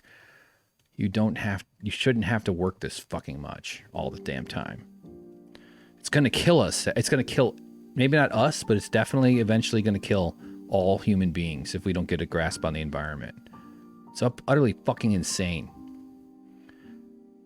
So one way to reduce consumption and reduce waste is to work less, fewer commutes. Maybe we don't need to be buying all kinds of shit. I mean, there's all sorts of other ways that it could be addressed. Let's turn off this little bit there. Same reason why bosses fight unions. The Young Turks did union busting when I helped start the union there, and they fucking, you know, we got to see who Cenk Uygur really is, and that's bad. You know, I don't know if that's what his rationale was. He probably has some bullshit he tells himself, but people in power don't want others saying, hey, I also deserve power. I will definitely be having more to say about that eventually. Okay. There we go. We're getting into it now. This is the dumb way.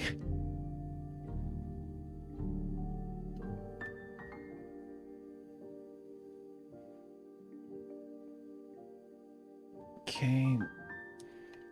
Let's clean up. So here, let's paint. I don't know why I'm doing it like this. Let's open this up more. Oh, you guys can't. So I'm picking a brush here. It's not in a... And it's an old story. People with power do not want to share it. Nothing insightful about that, but it's absolutely fucking true. If they could get away with slavery, they would. I don't mean like my old employer.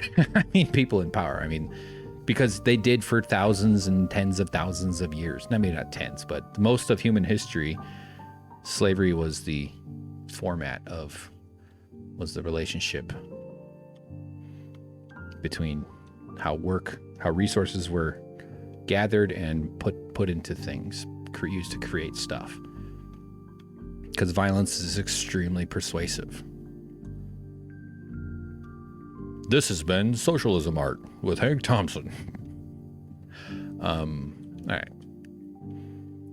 What am I trying to do here? Okay. Let's get rid of this little bit. I want to redraw.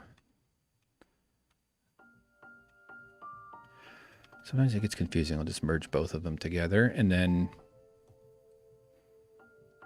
Okay.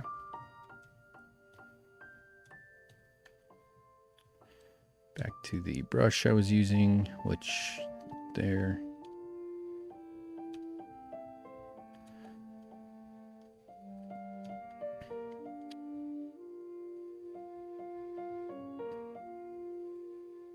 No, I'm unclear. Hold on. Put it on. Normal. Bling. Okay, now we turn this thing back on. I don't know.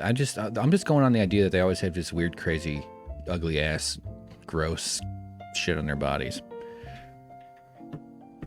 Like me during the pandemic, because I haven't showered since April.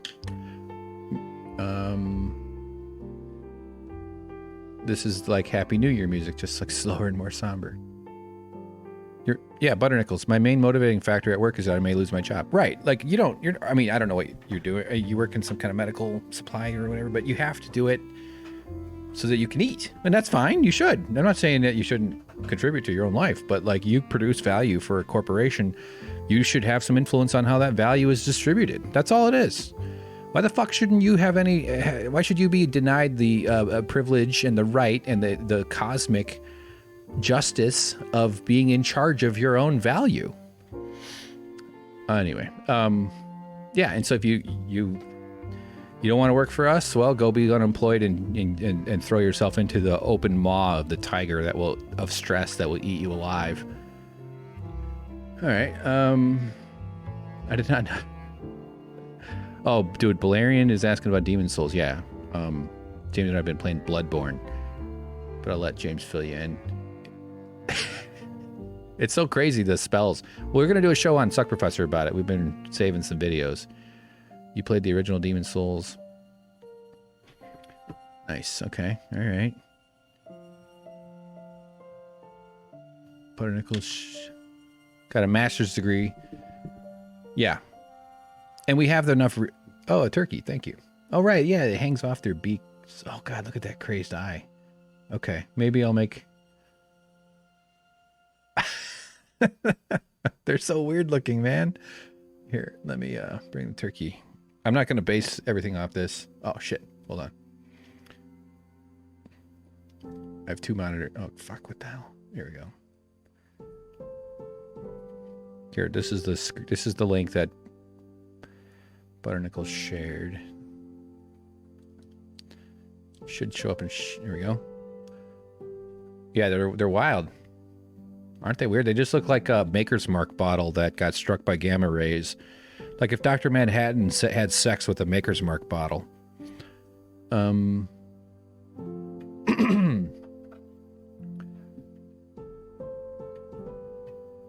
Turkey is starting to look like a Demon Souls boss. That's funny. They have little balls. Don't we all? Me? Tiny balls. Tiny, just look like baby grapes. Well, feel. I haven't really, I mean, you know, hope I never see my testicles. You know you're having a bad day when you're looking at one of your testicles. All right. Yeah. Okay, so I feel like this little chunk right here, we could put some black line on this one since it's not filled in. Yeah, that's good.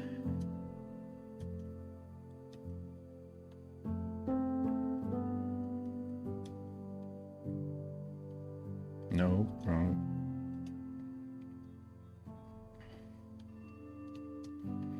So when I say they don't want you whole, it means that they don't care if they fix it or not, because your stress is not an emergency like it is for their friends. And that's one of the concepts I've been thinking about a lot in terms of like, what is dignity?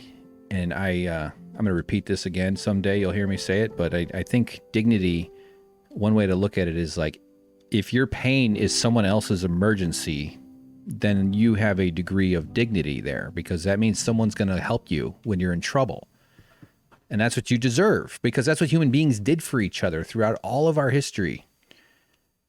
All of evolution was just human beings looking out for each other, teaching each other shit, because everybody helped everybody. We're just like we're a horrible animal by ourselves. We're like the most powerful thing we know of, except for those aliens my fucking brother tells me aren't real. Yeah, see, this is got a lot of stuff here to delete.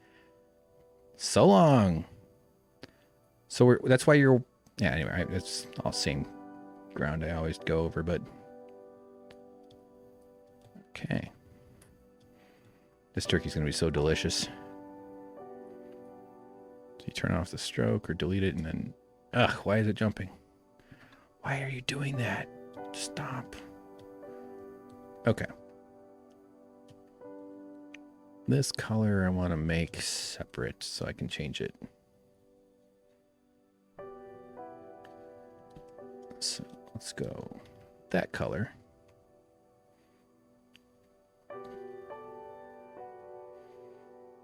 Yeah, so it's not even so much that it's a deliberate con or like a giant conspiracy, although you could probably make a case that it is. It's just that it doesn't matter if they fix it or not. You can thrive under this system, they'll celebrate it. But if you struggle under the system, they'll take advantage of that. And if you die under the system, well, that's one less person they have to worry about. I'm using the term they very generically, of course. And when everybody's pain, I mean, that's what this society was built up to be, was dignity for rich white landowners. Oh, did I say dignity? I meant to say freedom. They'll make their discomfort an emergency, but your pain, that's because you made bad decisions. Now you're lucky if you're lucky they even let you go to the emergency room. So here, all right, man, I gotta get on my soapbox, get on that podcast. Just give him like a weird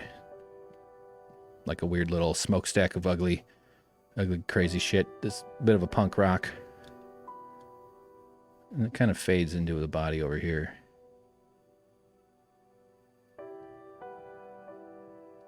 This is so bizarre. People from high school. Wonder what that guy with hair is doing these days. Remember that guy with hair? Let's look him up. Oh, I found him on Twitch. Oh my God. Calls himself a comedian. What a fucking weirdo. Right?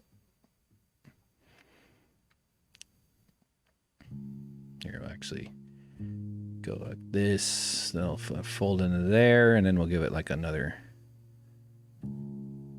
up like that.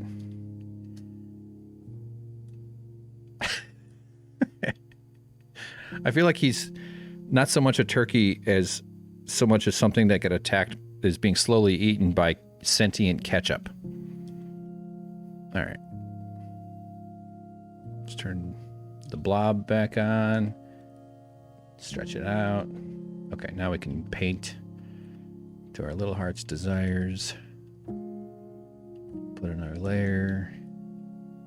Okay, good. Now we do the fill trick. It's not even a trick, it's just a tool. Boom. Boom. And different color for this one, which is there. Boom. Nice. Now when I add all those shiny bits, this thing is just going to come to life. Kind of feel like I need... Nope.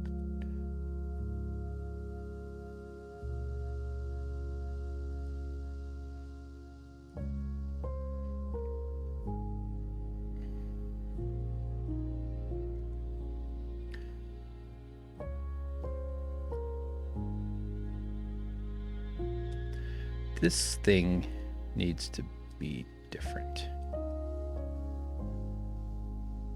It needs to be lower.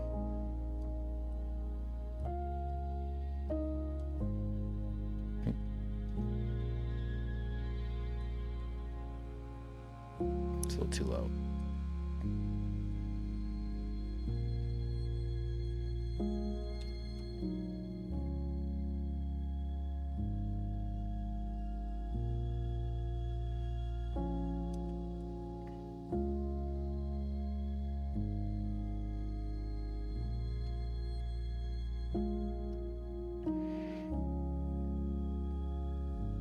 All right.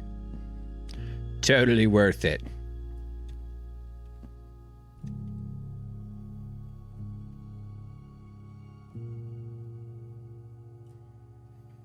So you were, let's see, sorry, just picking up.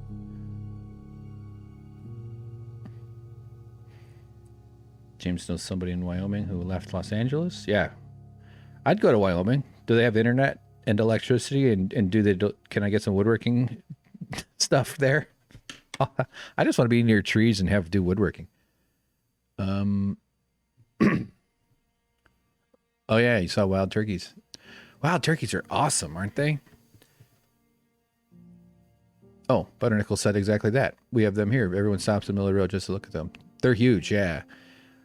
When I was a kid, we had I didn't live too far from a river, about 3 blocks or so, 4 blocks. And so this wildlife sanctuary that was about, I don't know, half hour away, different town, but not that far. They had a bunch of turkeys, and occasionally they would escape or something. And so the turkeys would follow the river, and they'd end up down in our neighborhood running around. And I was like in suburban Chicago, one of the farther suburbs, but not that far. Definitely the suburbs. And we'd get these turkeys. It was the most joyous moment for any kids. Everybody just loved them. These little groups and these crazy birds. And they're so big. This one girl I knew told me about she some hiking or something. Okay, we got to start thinking about feathers and stuff. I want to make this maybe look like another half hour, and I'll switch to Rocket League. And she was talking about walking into like a clearing. It was like a creek bed, sort of like a stream sort of thing, rocks and boulders, and so a bit of an opening, and just standing there doing nothing was with its, obviously story is it was a turkey, but it was like reared up with its wings open, like it'd been splayed out like the Yellow King from like season 4 of what's that show? I just said the guy. True Detective. like some kind of serial killer's display, because they do this like, I don't know. She said it was the creepiest thing that this turkey was just standing there doing nothing except making this bizarre gesture, like a demon soul's gesture. Excuse me, pardon me. You worked at a couple museums. That's cool. And I would take families out on tours and digs for dinosaurs, and some of the families from Europe or the East Coast got a bit scared of how far apart some of the towns. That's funny.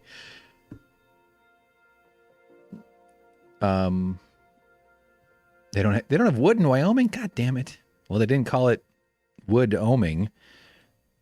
It's actually short for why did all of our wood go away? Yeah, they have a giant wingspan.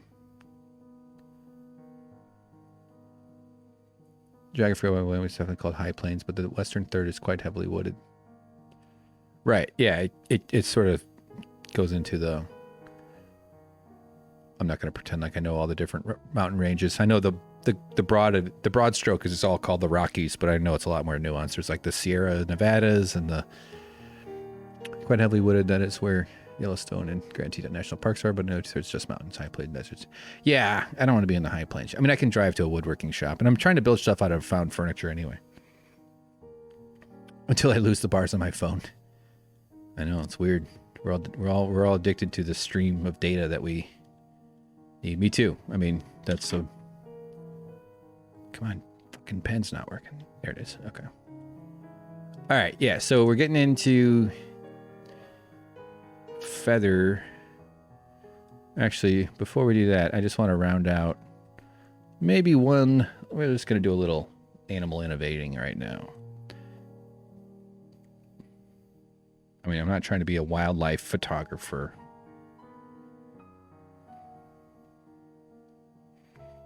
This is going to be very disturbing.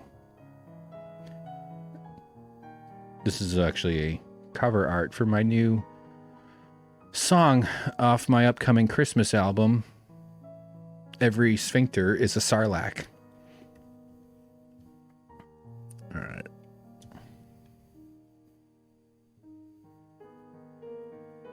Mariah Carey sings most of the songs. It's my voice, but I just have like an auto-tune program. It's pretty cool. What is... Oh, I see. Duh. Okay. No. Actually, here we go.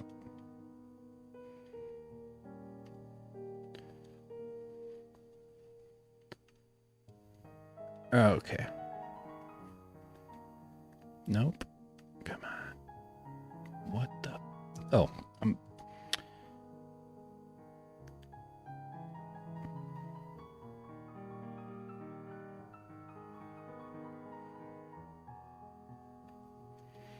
and then one final.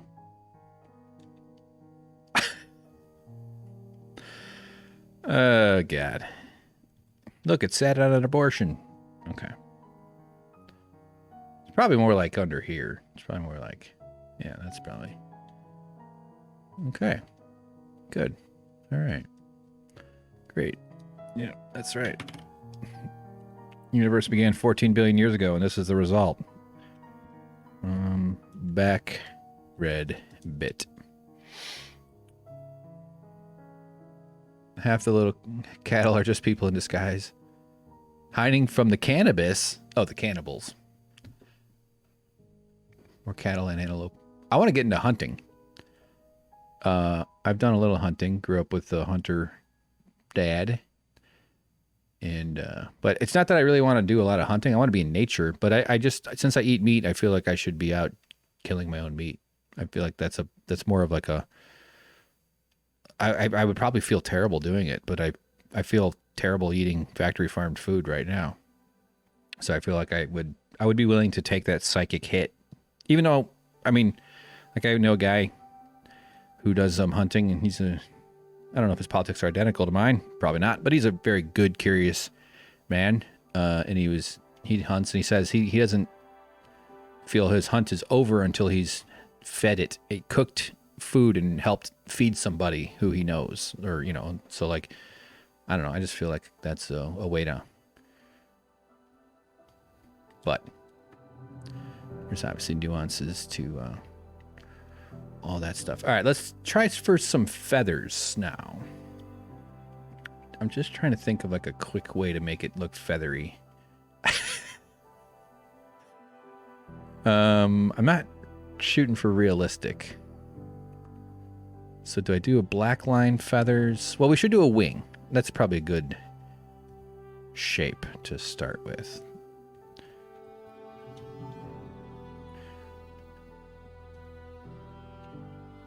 This drawing basically is just showing the world that I'm just basically a slightly advanced 8-year-old. Okay, so wing, big wing here.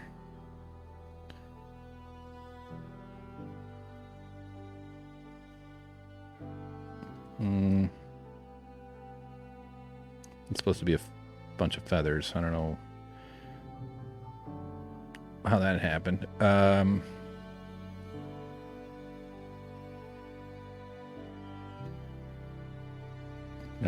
I don't know why I'm doing it like this. Just that's what's happening.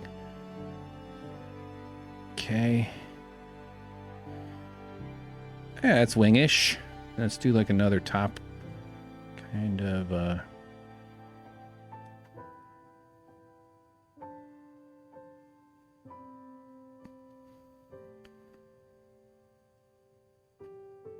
I'll clean up the overlaps. That's too square.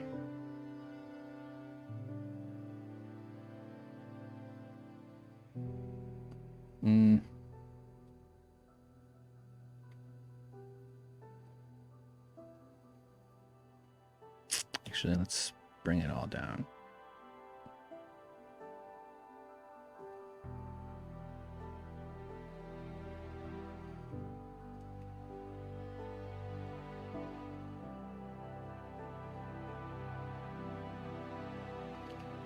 And then another top layer. This looks horrible, but when it colors, I think it's going to end up kind of okay.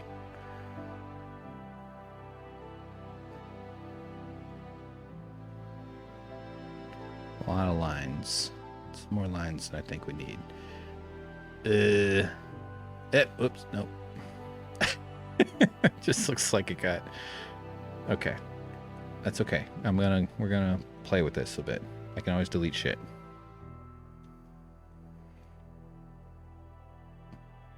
If you give up the first moment it looks terrible, it's because you haven't done this enough to know that you can both fix everything and... Okay, I'm on eraser.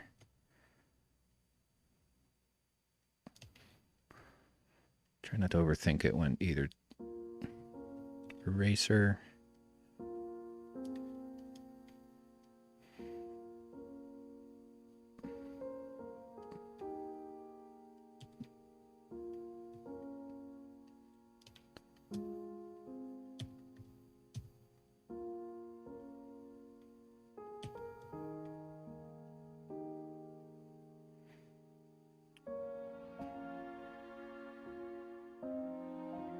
That turkey has a prolapsed anus, like in the movie Top Secret. I'm not sure that you had me reading it in reverse is what you were intending there, but yeah, you should see. Everybody should watch Top Secret. James and I started watching The Net, and I remember seeing. I didn't know the plot, but like the only thing. I mean, there's plenty to say about it, but when it's 1995, and I just remember, I didn't really think about it, but Sandra Bullock was like a woman, like a lady. Like, oh, that's Sandra Bullock, a lady. She's a pretty Hollywood actress lady. And then now that I'm older than she is in that movie, I see it and I'm like, oh my God, she looks so young. She still looks like a woman. She's a grown person, but she's like, God, she's got to be 24, 5 years old, 23. Who knows? It's crazy. Just all just slowly melting candles. The moment you're born, your parents should just hand you a card that says, I'm sorry. You're going to all die. All right. Here.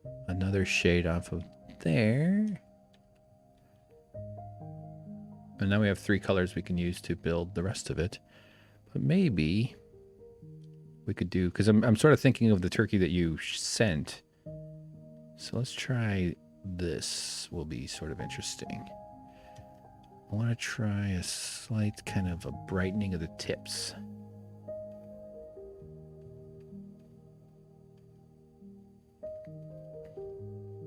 But I want it to be a bit rigid. Meaning I delete this stuff.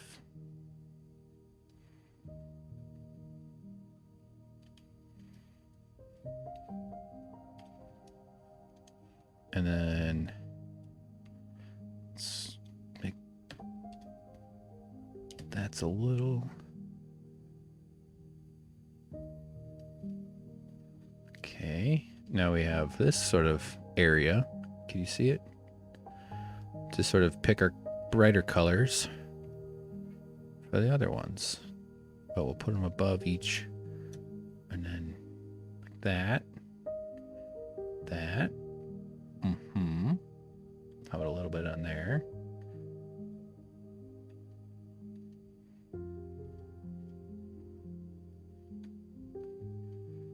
Okay. And now, since we don't want all of those pixels, we'll turn the brush into an eraser. Probably gotta make it a little smaller. This way we're erasing in the same shape as the...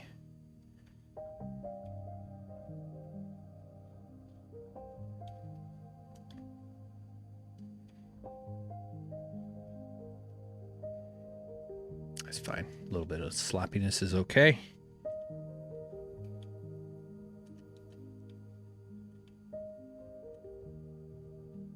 Oops. I wanted to make that a bit thicker. No. Let's just erase this whole bit here.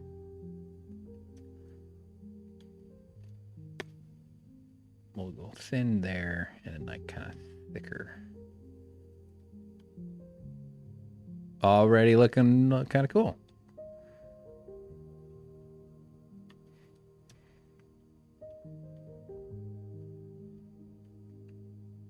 Bigger.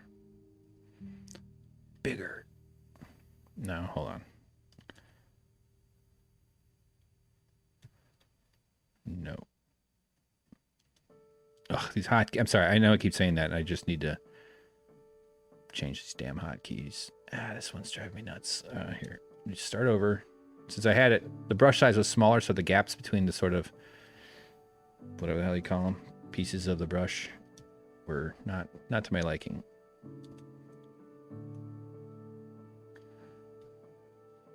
Yeah, that's better. And then the outside one.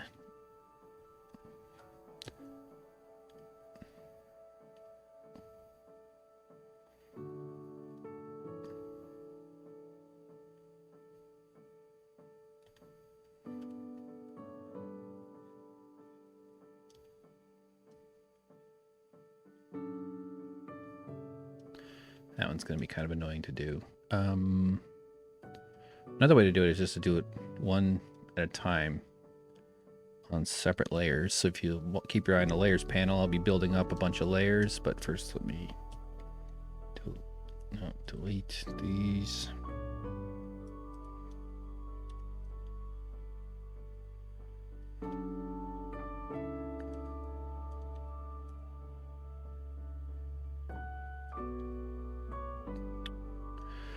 So you see all these layers that I'm going to be building, then that can... Nope, wrong one. Hold on, let me... It really pays to organize intelligently. Okay, let's delete that one. So then... Yeah, okay. All right.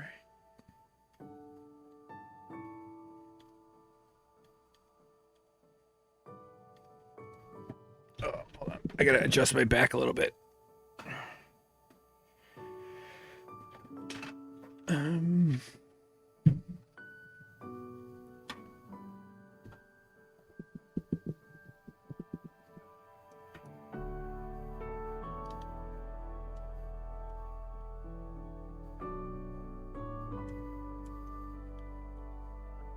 Oh, I'm in the wrong brush mode. Too much. Okay, new layer, just to keep it easier to delete, make fixes. Let's make this bigger. It's too big. It's good. New layer. New layer. New layer. New layer. This is a strange, just a big flat side over here, but that's all right. We'll just let it be. And okay. So then we can turn on eraser, delete. Oops, delete too much.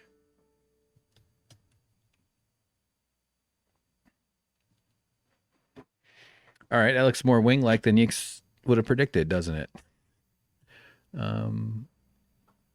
Okay, and so now we have all these layers. I don't necessarily want them on all new layers. That's just the construct. Now I just merge them all together, and there you go. Pretty good. Kind of want to put one right here.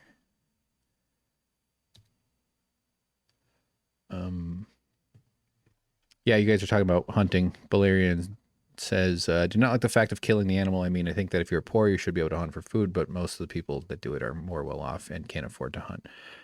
What's stopping me from hunting is I can't afford to. Like you do, I think you do generally. I mean, yes, if you're, I'm not saying poor people shouldn't or can't hunt, obviously, but like living in LA, I would have to travel somewhere. I'd have to have an ability to pay for the license and have the tools. I'd like to do bow hunting or trapping. I'm not completely against gun hunting or anything, depending on the animal. And I think it should be managed responsibly, you know, like anything. And, oh man, my neck is killing me. But yeah, you do need to have money to, like, it is kind of a luxury. And for me, I would be doing it in sort of an annoying, privileged kind of way where I'm doing it to assuage the guilt I have about eating factory farmed meat. I'm fully persuaded that the human body is, especially mine, it runs better off of an ancestral diet. That's why when I eat keto, I feel so much better and healthier. Anyway, keto doesn't have to be all animal products, by the way. You can do vegetarian keto. It's a lot harder, but the principle of keto, it does not say that you need to eat meat in any stretch. But what the hell am I rambling about? I agree with what you're saying and your rationale for it. And like, I don't want to kill. I've killed a few, and I've killed lots of fish. I love to go fishing. There's something just so like instinctively satisfying about going out and getting your own food. Growing it too. I want to grow veggies. I'd like to have maybe even a tilapia backyard farm or something. And I just want to try to live my principles as much as I can. I don't think I'll ever fully realize them. I don't think the world really enables anybody to fully realize their principles. You get one takeout meal and you've brought up or open up a box from Amazon, you've contributed to the exploitation of a shitty job. You know, like there's a hypocrisy to that too. I got several Amazon boxes recently. So part of it is about like my emotional management, which is a little bit, you could argue that's bullshit, but I do really kind of feel that like DNA resonance when I catch a fish and cook it, or when I don't hunt. I've killed birds. I shot some geese hunting with my dad when I was a teenager. Killed a muskrat once. That's a really sort of funny, weird story. I'm not telling it right now, but I don't want to kill anything, but I know that I'm eating meat. I'm eating something someone else killed. And I feel like if I'm going to ask someone else to bear the burden of the killing, why shouldn't I fucking go out there and kill something and eat it myself? Killing for no reason is far more brutal and cosmically a violation than killing. This needs a little bit here to eat it. That's more or less what it is. And I'd like to live in an area where I can hunt easier and have access to it. And maybe I won't like it too. I'm not sure I'll totally take to it. What am I doing? Oh, more music. Where is the... Here we go. We'll just hit this playlist again. This is all good stuff. Here, start with a new one.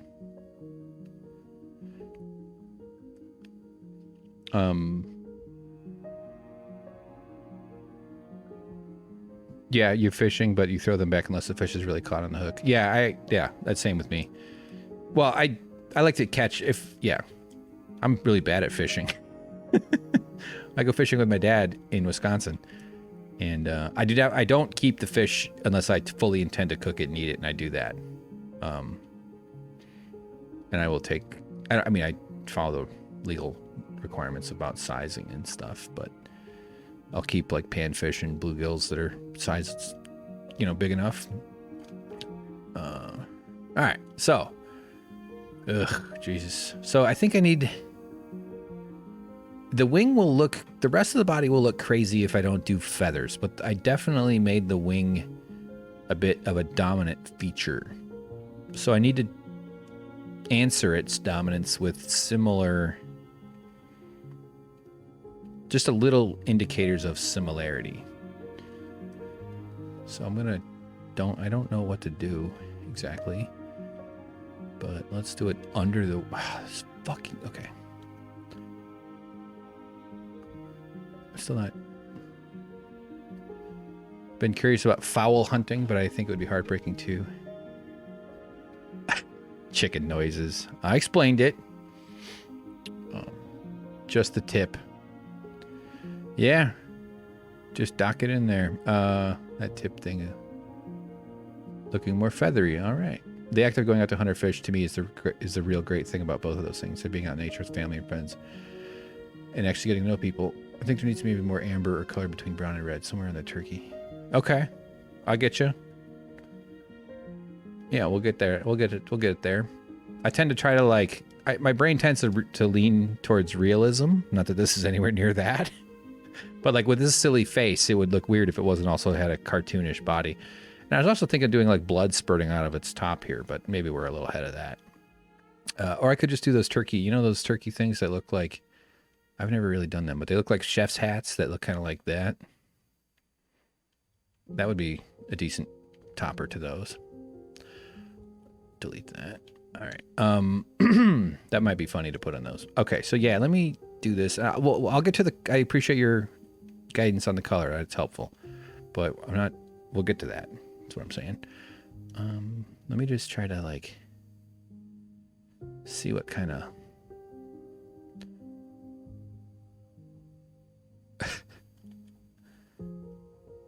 I don't know. Something will make sense when it. I just know. You know what I mean? I know I'll know.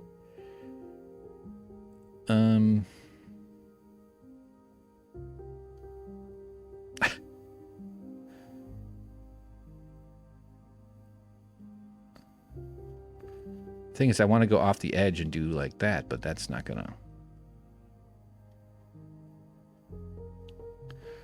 I don't know. It's sort of there. This is more... Yeah, this isn't... It's a bit too spaced out. I agree, Balerian, about the act of it. I think, though, a lot of my... And I was not always persuaded this way, but the logic behind the paleo diet, for instance. I'm not an advocate for it per se. I could talk about keto for a shit ton, but so maybe smaller. Oh, did I do this on the body layer? Damn it. Damn it. Yeah, I gotta redo that. Anyway, I never put too much thought into it until I started doing keto, and I just started reading and researching, but I find it very persuasive, the notion that we should,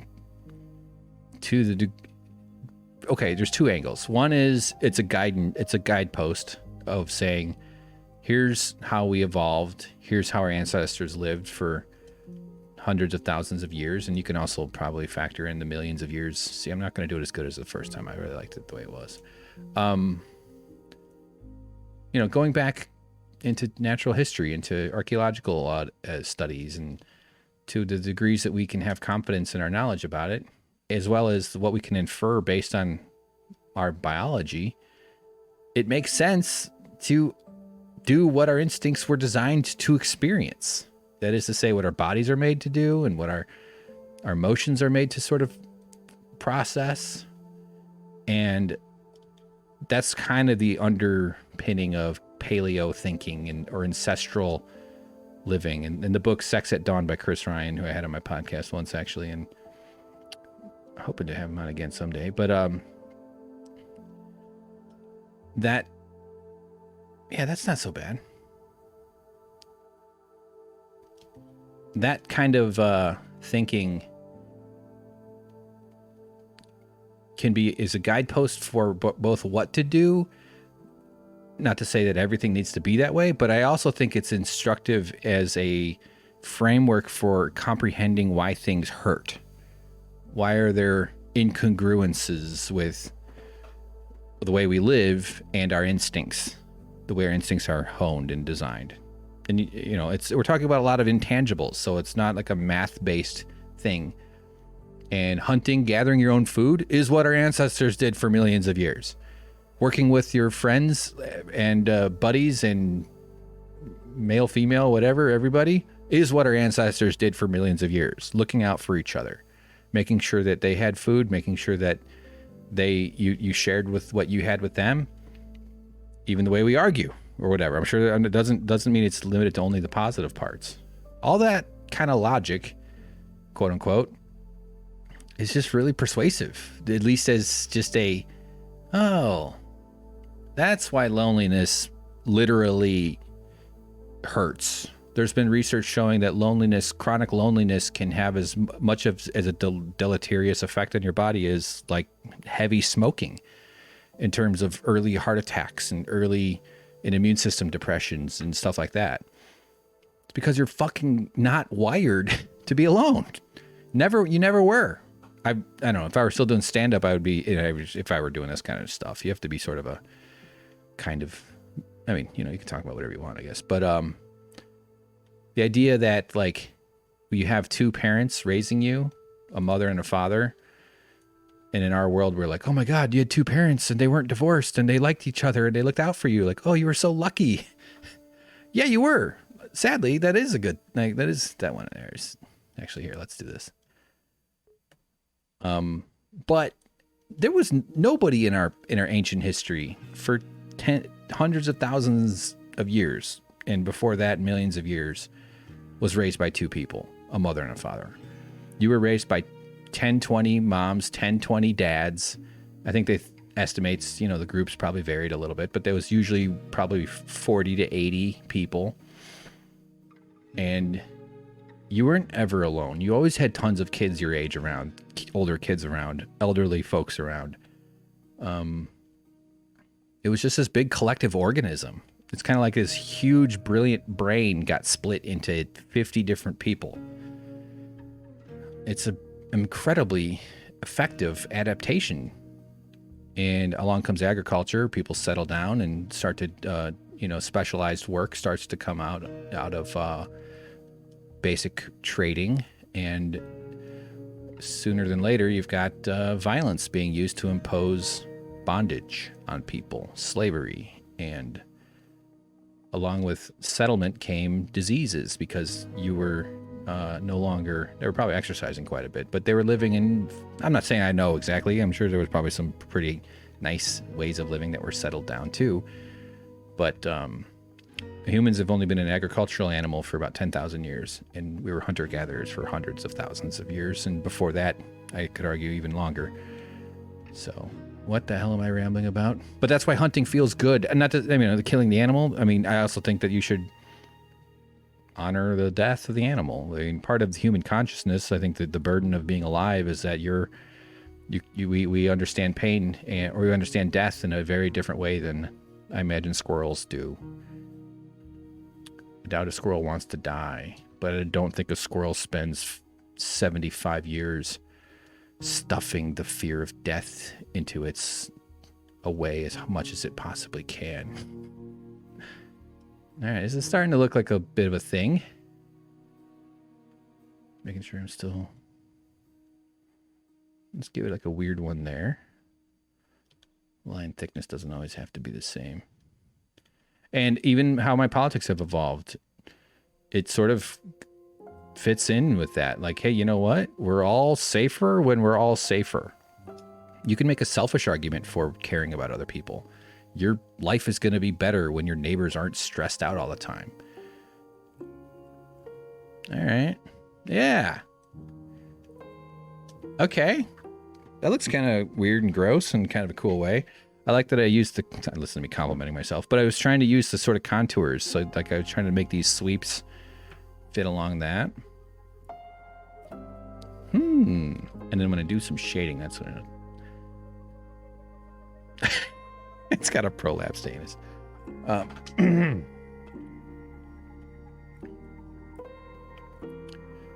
Amber color between, yeah. Here, let me read what you're saying here. I haven't read everybody's. James says, many that live deserve death, and some that die deserve life. Can you give it to them? Then do not be eager to deal out death and judgment. George W. Bush. Are you sure that's not Cersei? Val, I can imagine being on a trip with a boyfriend's family out in the woods, and it's all fun, full of bonding culture that I'm used to, but the cost is being witness to mammal killing. GWB. Here's one thing, though, Hank. All that food is out there, even in the wild vegetables to animals, are not the same as they were a couple million years, or even the way they were 1,000 years ago.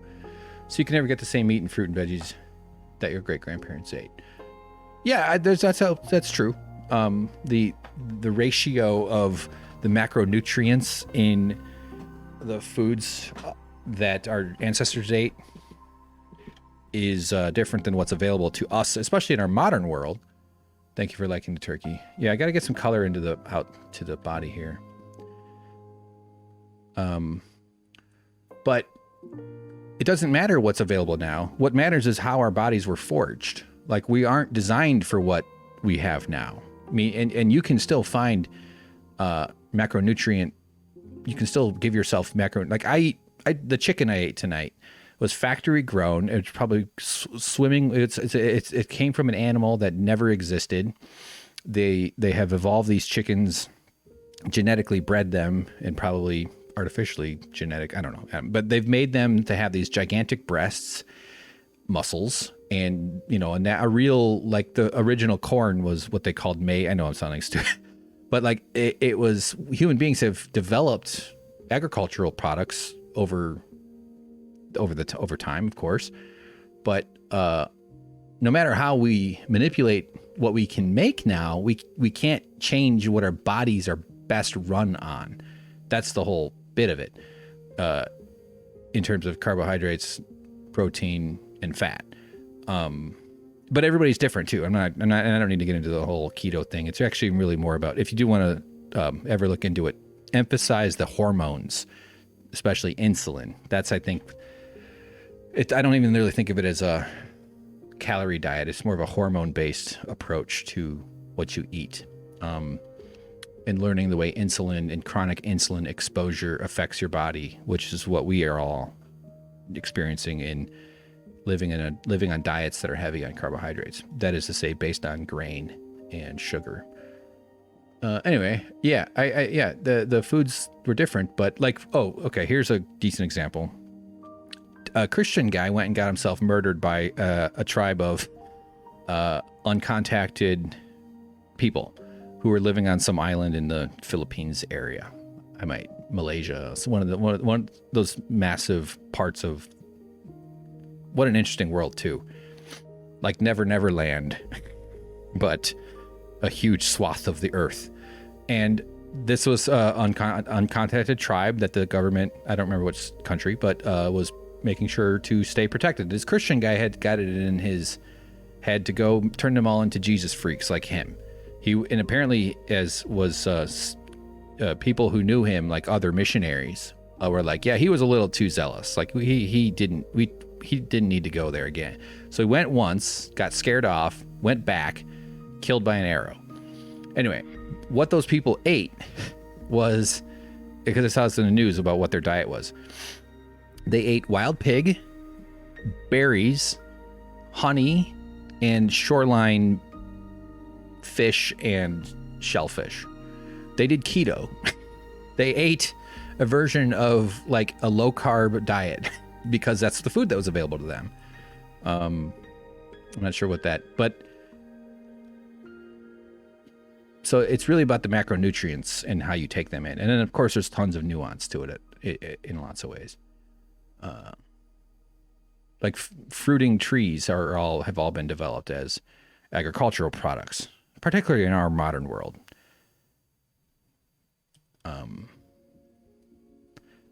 Yeah, I get you, man. I don't think you're. I think we would have like a very clear conversation about all of it.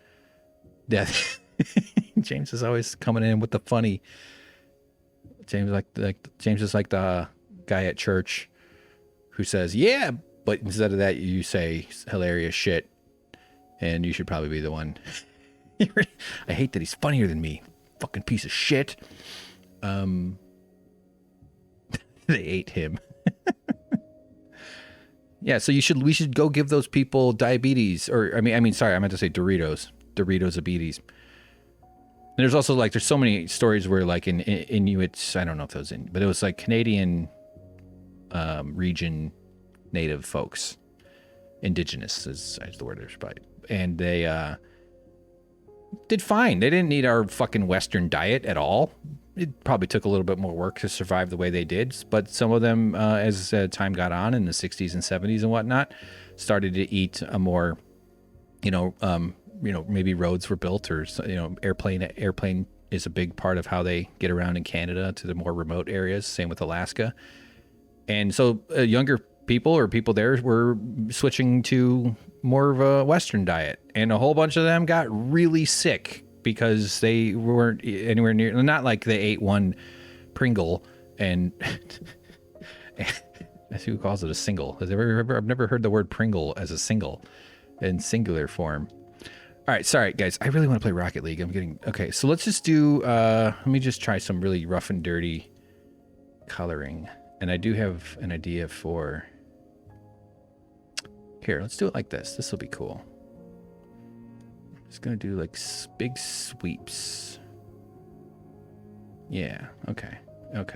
Yeah, we'll do the reverse. Okay, all right. This will be, and humans are very variable too, by the way. It's not like because I figured out what I think is healthy for me, and I have a lot more to do as far as figuring that out, that I think that I should try to talk everybody else in the world to eating the way I do. A sizable but very small minority, like 10 to 15%, according to some research I've seen, of people have no issues with excess carbohydrate consumption. They're just fine with it. Something about the way their bodies metabolize, they don't have an issue. But that leaves 85, the obesity epidemic has been one of America's exports. That leaves 85% of the world not. So something is going on. And, but we're highly variable animals. So it's like, there's definitely, and I think you're being intellectually unfair or intellectually lazy if you, or even just maybe you're operating under more emotions than you should be, that when you try to convince everybody to eat the way you eat or something like that. But I know for a fact we did not evolve with corn. We did not evolve with rice. We did not evolve with wheat. We did not evolve with any grains whatsoever. We had some sugars in the form of starchy roots, tubers, and we had sugars in the form of naturally occurring seasonal fruiting trees like figs and dates maybe, and berries occasionally. So the ability to store fat is actually one of the miracles of the human body. You need it. Here, let me... I kind of did the ratios a little goofy on this stuff, but it'll still work. You can almost imagine like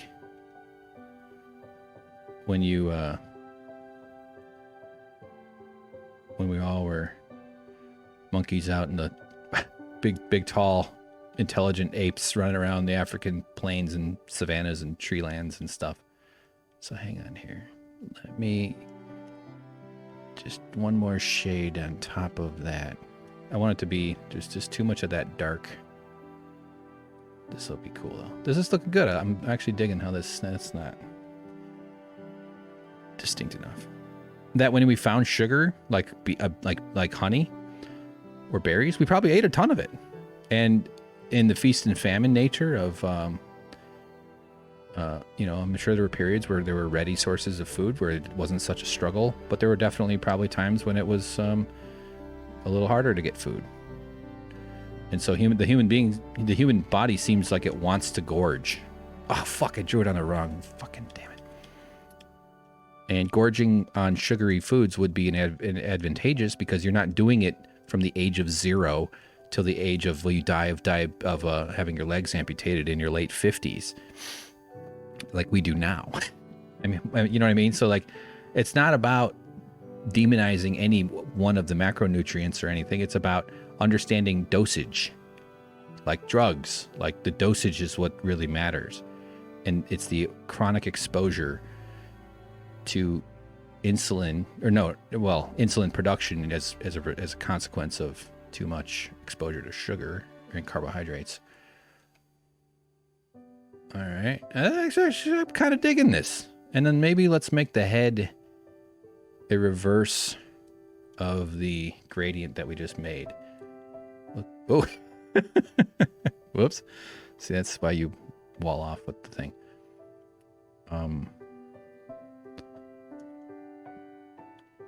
And so because the human brain became the supercomputer it is, it's a motion. Let's make this a little subtle. I don't know if I want to. Yeah, this is working. This is working. Under. It's going to be very subtle. Under. And then one more. And then this one. We will delete. Erase.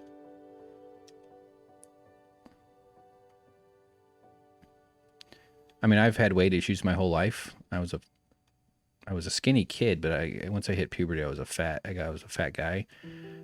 I think it was stress a lot, and I had a fairly stressful childhood.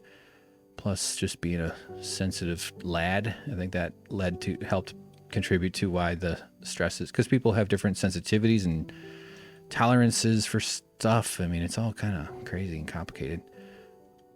And anyway, I'm rambling about a lot of it. I have stored too much of it. Oh, yeah. Let me just finish that. So, like, I know I'm speaking to probably stuff people already know, but because your brain burns 25 to, I think I've heard up to 40%, but let's just say 25 to 35% of your body's calories, whether you're trying to do the LSAT or trying to, teach your friend how to carve a stick into a spear. But it's communication, and it's the memories, and it's the emotional processing that required for a very complicated social animal. Our brains, unlike other primates, use a huge percentage. That's cool. This is a cool ass fucking bird. We should do a little shading on the red, but I'll do that I think tomorrow. And then I want to make a note here from Butternickles, because I don't want to forget, and it's a very good suggestion that, oops, that's a little big. Amber needs. That was a weird E. He's looking for his girlfriend, Amber. All right, I did not expect this chicken to turn out as cool as this turkey looks. So let's put him on the background. Oh, where'd it go? Where'd it go? There it is. No! Wait, that's a soup can. Wait a minute. Oh, there it is. Duh. Boom! That's cool. Yes, I'm impressed with myself. Like, God, I mean,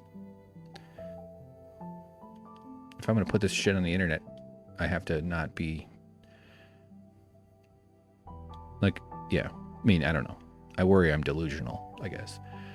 Look at that. So just sorry to wrap up that thought. The body will produce insulin in response to carbohydrates. That's what your blood sugar goes up. Your insulin then cranks out its production, and your insulin stores the unused sugar in the form of fat for later. Fat is just a biological battery. It's the most caloric dense of the macronutrients. 9 calories per gram instead of 4 for protein and carbs.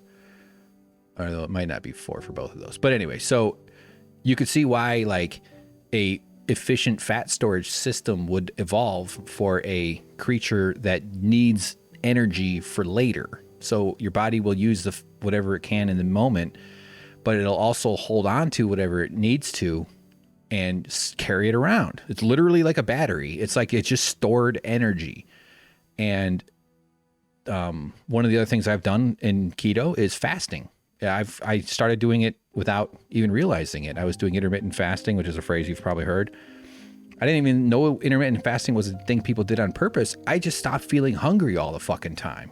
You know, I've had issues with weight, as I was saying, and up and down. I was pretty heavy. I was 270 pounds at my heaviest. And I'm actually about 240 now, which has kind of got me freaked out a little bit. But I'm pretty comfortable around 210. 220 is fine, but 210 and under is where I'm decently lean. I'm like a out of shape baseball. I'm like a baseball player who doesn't work out kind of build.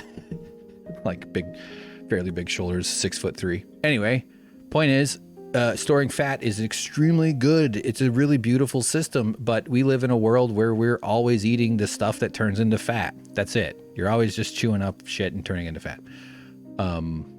So whatever. I don't need. Okay, sorry. Butternickel says it's becoming a beautiful turkey. I do whenever I find a game that addicts me. There is no singular Pringle. I think a low carb diet is equal to living in fear in the jungle 24. I'm not sure what that means. Yeah, no, but your hormones dictate how your hunger system works. That's one of my favorite parts about when I'm good in keto is I don't feel hungry. I've eaten once a day for the last like 3 years. I mean, I've had some lunches here and there, but I used to just pick out breakfast, look for a snack, have a lunch, maybe forage on some snacks. Oh, look, a handful of grapes on my way because I'm in the kitchen. Ooh, chips and dip. Ooh, cheese and crackers. Ooh, okay, time for dinner. You know what? I could use something sweet. Like, what the fuck is that? That's insane. That's a normal day. Anyway, right on. Well, I'll get into it another day. It's all really interesting stuff. I should actually bring on some experts, since I'm just this jagoff who pretends like he knows everything. Camping. James is working on the Demon Souls boss. Oh, has anybody taken you up on your help, James, on being a blue phantom to go in and help somebody? For those who don't know, what we're asking James about is in this video game, it has like loosely linked multiplayer component where you develop a character in this world of odd, very cool, very atmospheric hellscapes with amazing ancients and architecture and religions and lore and whatnot. And since there's other players out there in the world, you can sort of send signals out into the internet via the game, and then you can request someone to come help you beat a boss, or someone can invade your game and fuck you up, which is also like being mugged. But James is trying to help somebody. So James, have you been able to help anybody yet? Oh, you recorded them. Good. Nice. Oh no, it went terrible. Okay. Well, save it for when we do the Suck Professor podcast about it. Valerian says he loves a turkey with 4 loaves of fresh bread. Yeah, I know. It looks like ropey. Yeah, it looks like unbaked bread almost, or maybe like bread ropes. I used to bake a lot of bread, and I love carb. Like I used to bake pizza from scratch, like sauce, everything. I would raise the turkey and meat and chicken and turn it into pizza, into pepperoni. No, I'm just joking. You can't do everything from scratch, but I would make the bread and the sauce from scratch. And I used to bake bread bowls and make chili and bake, I used to make cinnamon rolls. I used to make these gigantic, beautiful, luscious cinnamon rolls. And, man, I mean, yeah, I love that stuff. So do the ladies. Pain of catching her. Okay. All right. Okay. Well, the invasions. Yeah, the invasions are brutal in Demon Souls. James has gotten his character to be so strong that nobody can invade him because there's just so few players at that strength that the matchmaking isn't delivering it to him. If I'm explaining that correctly, James can correct me if I'm not. It's making you an evil black... Wait a minute, what? Okay. Oh, when you're evil phantom, you invade other... I don't... Oh, that's where you turn into the boss of someone else's. Yeah, there's one level... This is for people who aren't familiar with this. In this game, there's a system... James explained this to me a while back. Boy, that anus sure is off-putting, huh? Maybe it sat on gum. Anyway, where you actually are their boss in the game. You're not like the CEO who busts their union, but you are. You actually play the function in the game as the bad guy they're supposed to beat. And human players are always the hardest. And speaking of human players, I'm gonna switch over to Rocket League. I haven't played in a little while. Been putting in too many hours. Oh yeah, we did put the shelves up. I don't know if anybody's keeping track on the shelf effort. I made some shelving brackets and we got the shelves installed. It was actually kind of a bitch. The wall put up a fight. I had to Google stuff. But we got it done and it looks great. There's still one more to go, but I'll do some more stuff about that later on. But I want to get on. That's the turkey. That's the stuff I made. Here it is. After I took the chicken off of it. No, don't save it. This has been wonderful. Thanks for watching. Oh, wait, no, switching to Rocket League, duh. So, switching over to the shrimp. When I come back, we'll be playing some Rocket League. Thanks for hanging with me, everybody. We're about 3 hours in. And I'm only going to play a little bit. I think I'm going to do like 3 or 4 matches. I just feel like having a nightcap. I'm not sure why I'm ending the streams with Rocket League, but we'll be back very quickly. I'm not going anywhere. I'm just going to go shrimp without the microphone and make sure I have everything working. We'll be back in a couple minutes. Hopefully. I'll let you know. See you soon. Rocket League.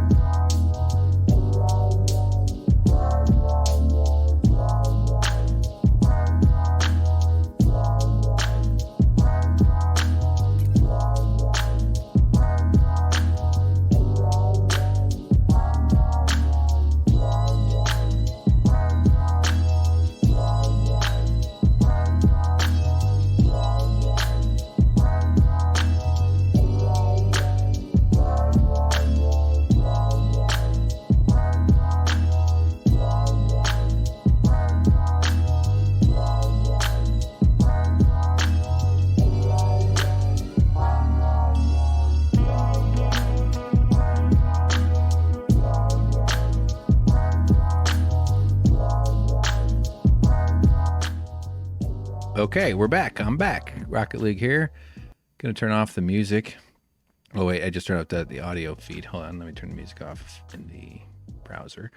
So as usual, the sound might be goofy. Let's see if it's getting picked up by the program. I don't see it turning up just yet. Might be low though. Okay, I'm seeing some indicator. It should be pretty quiet though. I'm gonna. Crap. Hold on. Let me move my chat window thing over here. Get set up.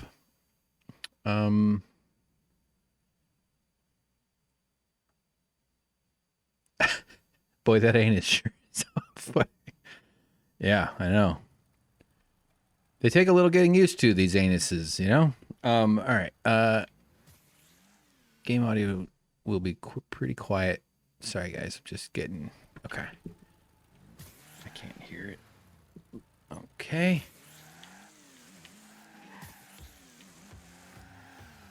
All right, that's good. That's probably... Take that, ball. Okay. That's all the warm-up we need. Let's get into some hoops.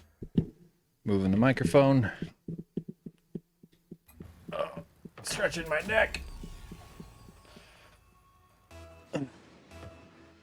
And we will be hunting for domination.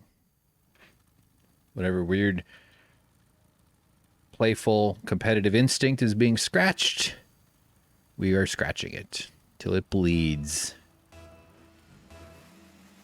All right. See how much I fuck up and ruin a stranger's night.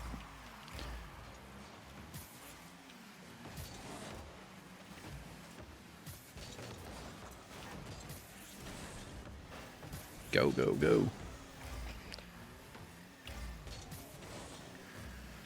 So I'm in the middle diamond ranks, I think, about. I've been actually doing better since I got this controller James was kind enough to let me use. Unbelievable difference. And really helps to not suck so much. Plus, I think little warm-ups before... Oh, God. Oh, God. Jesus, look at me. Doing some of the training. You still screw up, but you just... see, like, that was a good little save. I mean, it's constant mistakes, but... Actually, I don't think there's such a thing as mistakes. I think there's probabilities that didn't work. I think that's a better way to look at it, as I will say all the time. And but I'm in the middle diamonds. I've been in the sort of upper platinum for a long time, and lately it's been able to actually stay in the diamond rank just briefly. Look at that shot. That was fucking beautiful. Been able to stay in the diamond rank a bit. Your way with words is frustratingly cute as fuck. Uh-oh, what did I do this time? James says, poor dude climbed to the top of the tower, faced horrible adversaries along the way, and then it turned him into a charred corpse. Even stopped and let him heal and bowed to him. Rip Fat Brando? That's... Yeah. I wonder if Fat Brando and Fat Elvis are like up in heaven just getting kicked out of a... Jesus, there goes that joke. Kicked out of a buffet. Oh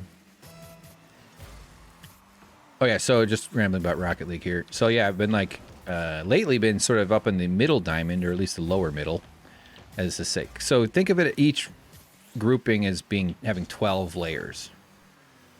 Because there's 4 divisions with 3 each. So it took me forever to wrap my head around it. I don't know why. Like, it's not that obvious. It's not that intuitive until I realized, oh, it's just 12. Just think of it as 12. So when you're at the low, you're in the first 4. And so I've been in like the middle. I'd say 4 to 6 ish. Once you get up to 12, and then you step up from, oh, that's easy to defend and not far enough. That's when you would step up to a different rank altogether, and you get a different reward profile for that, which I've never even gotten close to being. I think that's where champion starts after diamond. Oh crap! I just hit the corner strangely.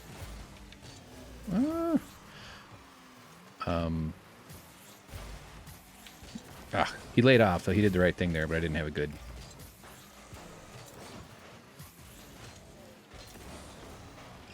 It's like if you win a certain number of games, I think it's 10, within that rank, you'll get the season reward.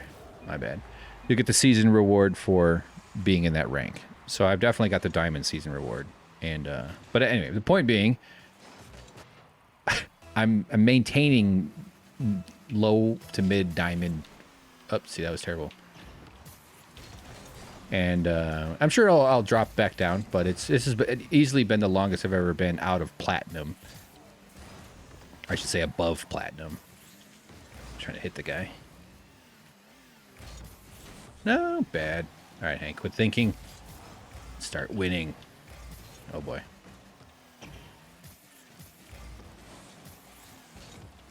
Jesus, what the...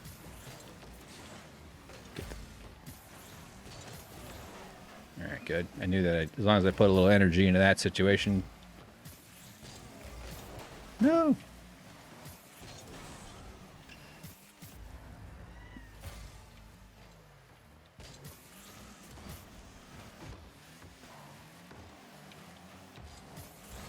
bastard. How dare you? How dare you?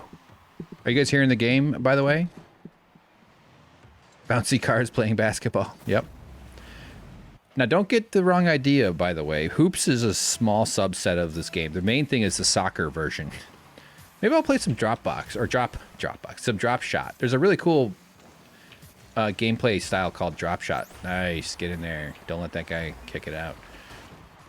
Good aggressive follow-up from Embers.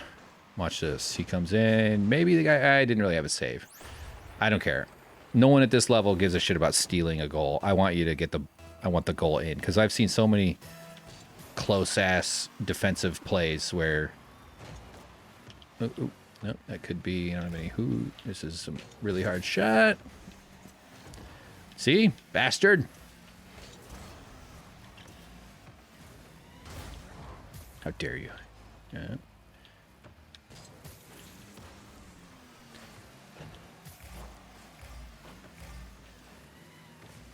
Mm-hmm.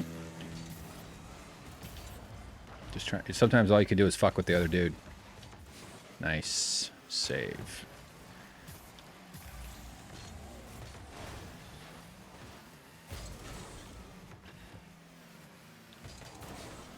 See, like in that spot there, I wasn't sure. Should I have gone for the ball and hit it hard, or like sometimes teammates can misunderstand. Like that's one of the benefits when you play with somebody who you know you've played with before. I've made a couple. I've never actually followed up, but I've definitely like partnered with someone briefly. It's called Party Up, and then you play a bunch. And I'd like to. Actually, I need to do that. Oh god, the guy's going for it. My bad. You're not supposed to go for those, dude. He thought that was in. Because when you gel with a guy or a gal, I should just generically guy. Trying to be sensitive to the gender stuff, not just assume everybody's man. That's part of the system of oppression, man. I mean, woman. We have a tie game here, maybe. The amount of last second goals at the diamond levels is crazy. It's like a I mean, I don't know if it's professional, but like it's like, I guess in a sense, like it's players at this level are good enough to really like just turn on a little extra right at the very end. Little extra, you just sort of shift into a more aggressive mode, and you just people at this level make fewer mistakes, or recover quicker. All the various intangible ways that skill-based games delineate. Let me get it. Why did he should have seen me. I was hoping he would have backed off.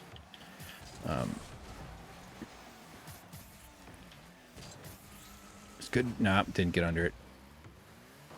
Come on. Oh, going for a little move, and it worked.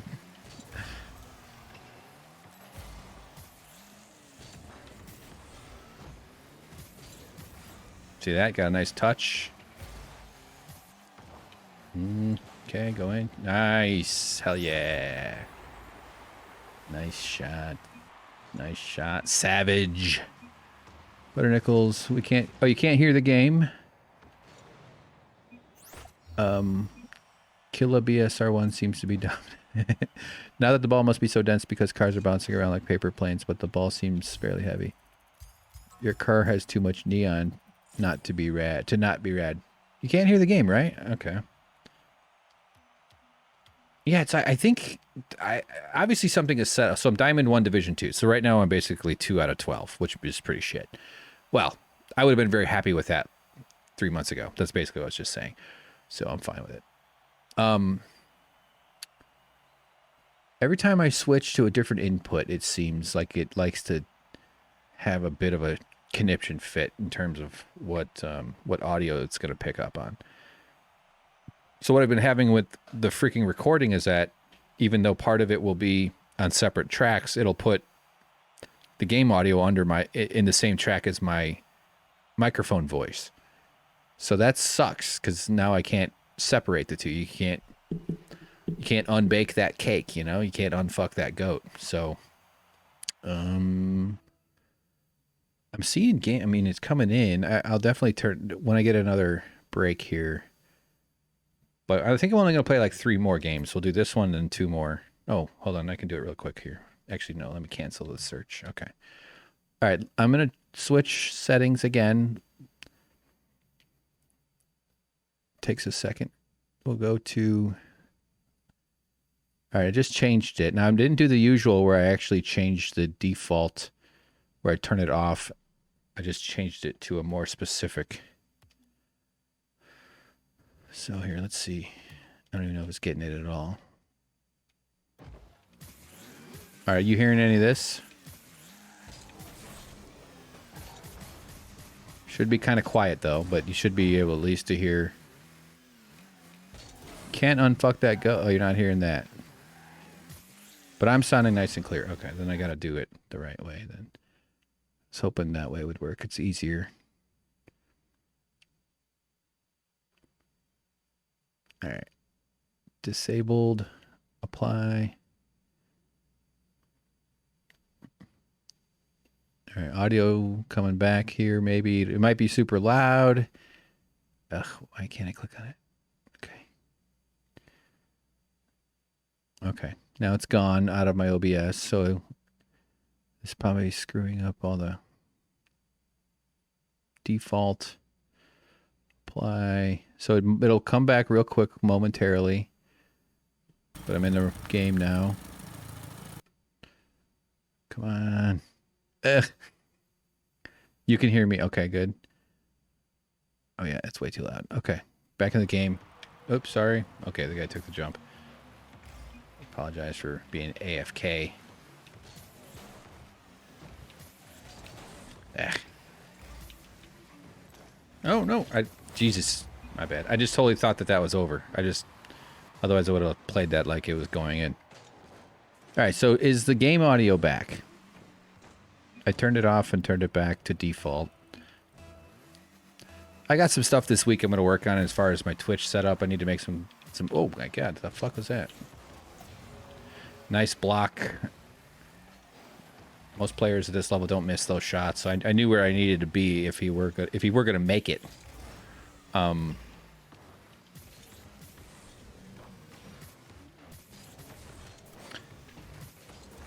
Okay, you're not getting the game audio. All right, well, I don't know.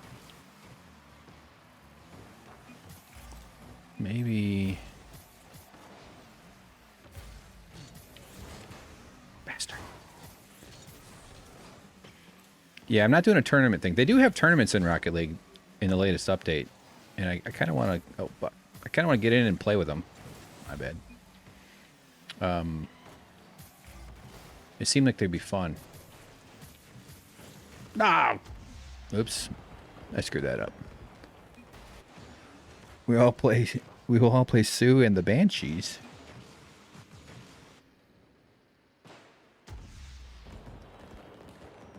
Oh, that must be audio. Okay. Dope.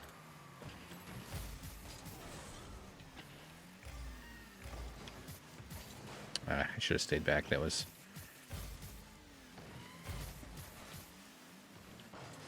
There goes. Oh, good effort. Not high enough, but... See? Annoying when you get bumped from behind, but the guy did the right move. Nice. Bastard. So right there, I should have tried to cap that ball down, but I didn't think the guy doing the high clear was going to miss. Oh, no. Ugh. I'm going to say, let's do one of my trademark jokes. It's a little early for this joke, but it'll work.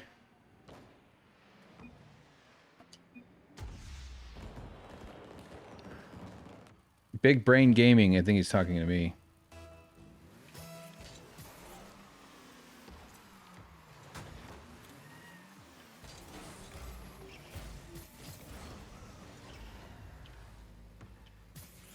He doesn't know I'm extremely distracted trying to speak about this into a microphone.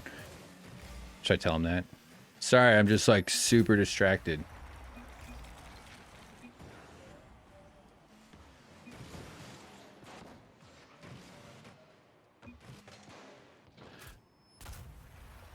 Man, just fucking people putting up stuff. Oh, sucky. I like when guys just critique your mistakes. Like like we're not fucking strangers playing a game where we can't communicate. Like, he's not wrong. I'm making mistakes, but it's like, what are you talking about? Go ahead, go ahead.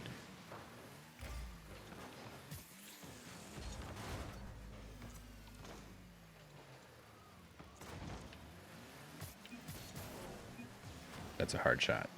Slow and close to the rim are not. Oh no. And the other team keeps keeping us out of the net. They keep scoring. And I keep being terrible.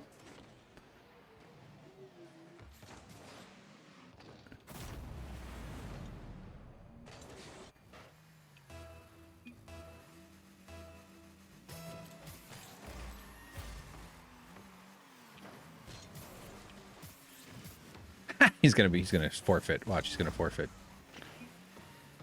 I should have put that in.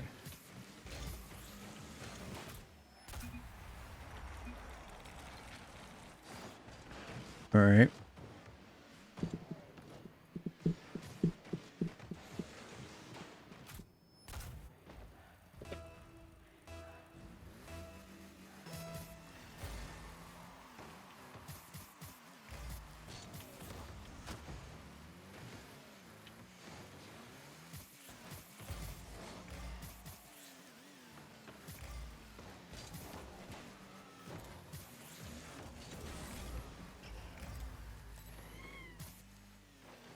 Oh. TYT Fizz. Get in, get in.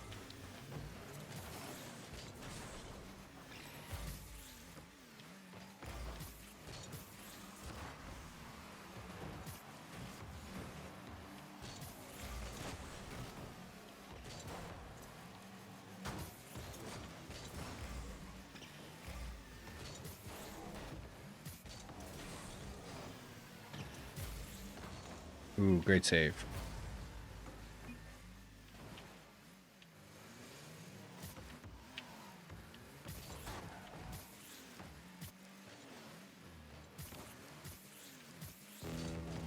Ah.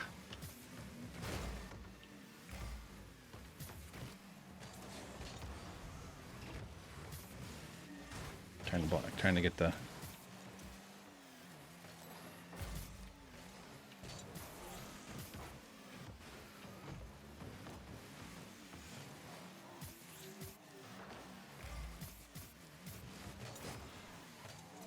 Boom. See this guy whining about me at 2 minutes in. We're down by 1 with 33 seconds. You could score 6 goals in 33 seconds between the two teams. But this is a close game. Ah, see, I should have had that up. Nice. Ooh, ooh. Ah, shit. Whoops. Here comes a forfeit.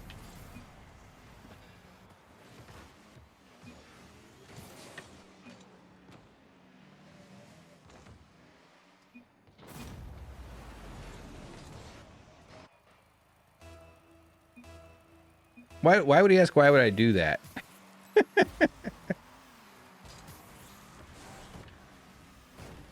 He types fast. I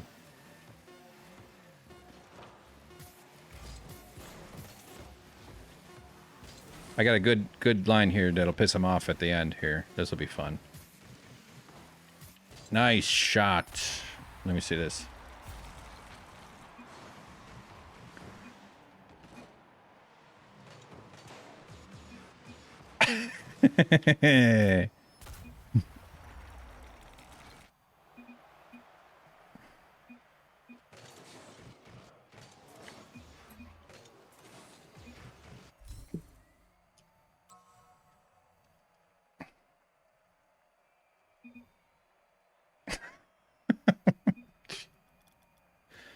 Jesus Christ. People are interesting, aren't they?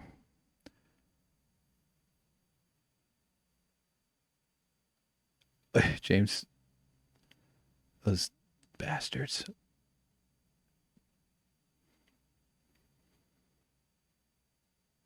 Call him kitten. Yeah, I like the line of a dang kitten. When I make a mistake, sometimes I'm in chatty moods and I'll be like, I just type in there, dang kitten bit my toe. Only to just offer up the obviously delightful image of a man trying to concentrate on a video game while kittens frolic at his feet. And as kittens are wont to do, they might investigate a wiggly toe. I could see a foot being a very enticing object for a human being, or I mean for a kitten. Could you just imagine the wonders of a foot? These are creatures that are entertained by laces and strings. So a foot would be like a 5 very, very interesting, almost, not even almost, literally animal strings. That doesn't make any sense. And then when a kitten opens up its mouth, which is generally just an exploratory maneuver, I don't think most kittens are looking to turn a toe into kitten poo. A kitten might bite a toe. And being predators, much like as we all learned in the... Oops, sorry, my bad. In the movie Signs about predators, when the cop explains to everybody around her that predators' eyes face the front. They need stereo vision to hunt their prey, just like me and cheetahs and Ford F-150s. Kittens are the predators of nature. So young ones, well, they're going to be the predators of nature. And so young ones investigate using their mouth. Thus, they might bite a toe where they around your toes. And a kitten toe, or a kitten bite, must be met with equal and opposite force. Bite their feet with your giant gorilla mouth, humans, with your strong mandibles. Like, humans don't have strong bites compared to our gorilla and chimpanzee and orangutan cousins, nor even to our ancestors, probably, because the bone structures of the skulls and the dentition and the inferences they can make about how what they ate, as well as where the thickness of their teeth and bones and all that other stuff, and how they can tell a lot about musculature based on the bones. But humans, nevertheless, do have... You can bite through someone's skin. You can bite someone's finger off. It's not like we have weak bites. They're just not as strong as our gorilla forebearers. This has been my TED Talk. Whoops, my bad. Yeah, Newton's fifth law, exactly. I'd say more like Newton's 10th law, about 10 digits. Your giant mammalian parent, and it was wiggly. Yeah, exactly. Oh, he wants me to take the shot. I'm on it. Oh no, I missed. Oh. Oh man. Oh man. Nice shot. That was a beautiful play.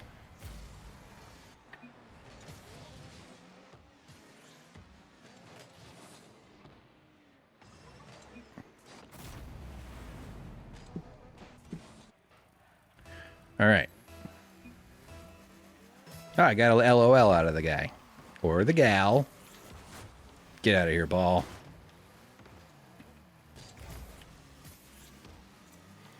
Good clear, Hank.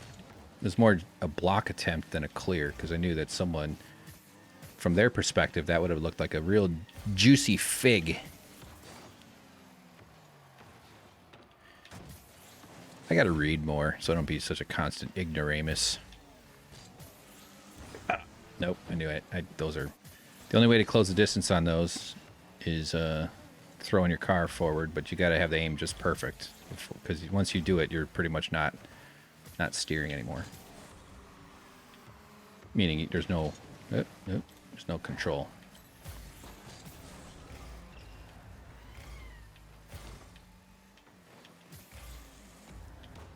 slow down so I don't overshoot, and I hit the wrong angle. It's okay. Boom, boom. Get the ball up in the air.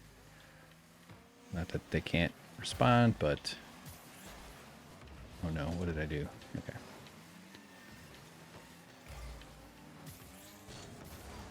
Going for the pinch.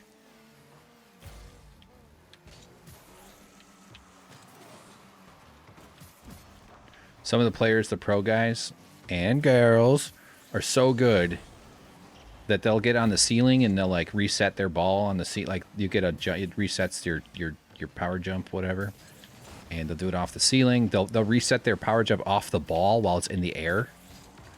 It's just insane.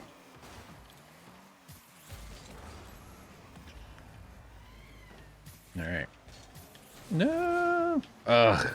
My bad. No. No, my fault. I totally blew it. Here. Let's try this one. Another thing I like to say when I'm done with these, sometimes I'll say, well, there's no shame in being beaten by the best. Which is a reference to one of the all-time greatest Simpsons episodes. And that is all I'm going to say, because that's enough to get you to think about it. Anybody that can leave a comment on YouTube, since the vast majority of folks who watch this will be on... Oh, I got it. Oh, my bad. Sorry. Yeah. All right. Oop. I've gotten better at that quick turnaround.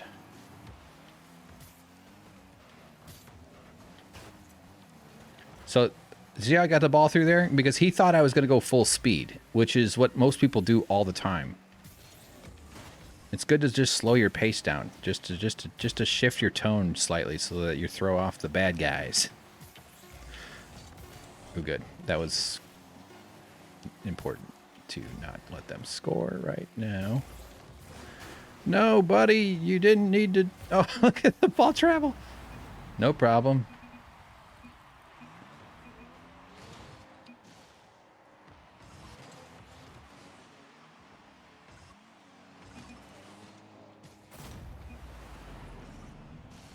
That's okay. I'm going to score right now.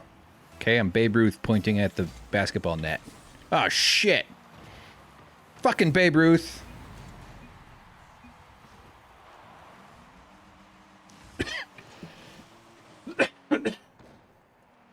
That's okay. Well, that was embarrassing. Butternickels will just drive along the walls for hours. Yeah, it's pretty fun. I've done it quite a bit. All right, we'll do one more. I'm ready to be done. Honestly, I gotta go.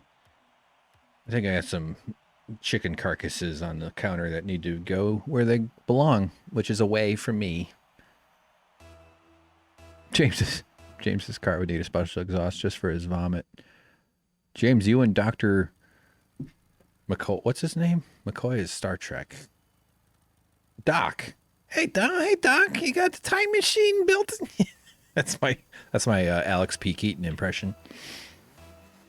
You could puke into the Black & Decker banana beer can fuel creator that they have. Hey, Doc. Oh, you want to... You built a time machine out of a... I can't do it. It's not even... Who would even do that and put it on the internet? What kind of fucking idiot. All right. Here we go. Here we go. Nope. Nope.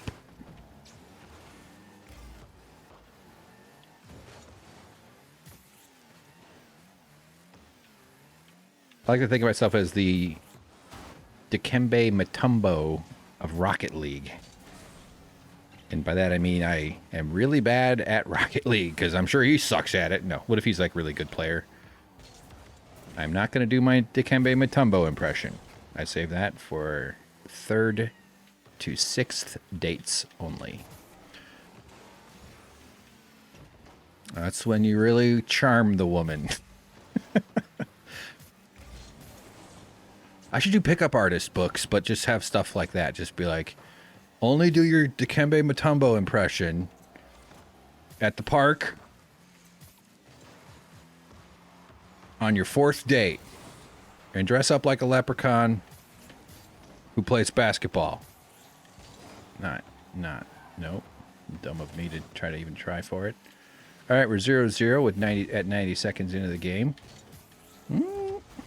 Okay, guy, read it. Nice shot. A little too hard, but he keeps his ball or his car in the position for the follow-up off the backboard. Look at this. This is quality play right here. Does a little spin around thing. Boom. Nice shot. Savage.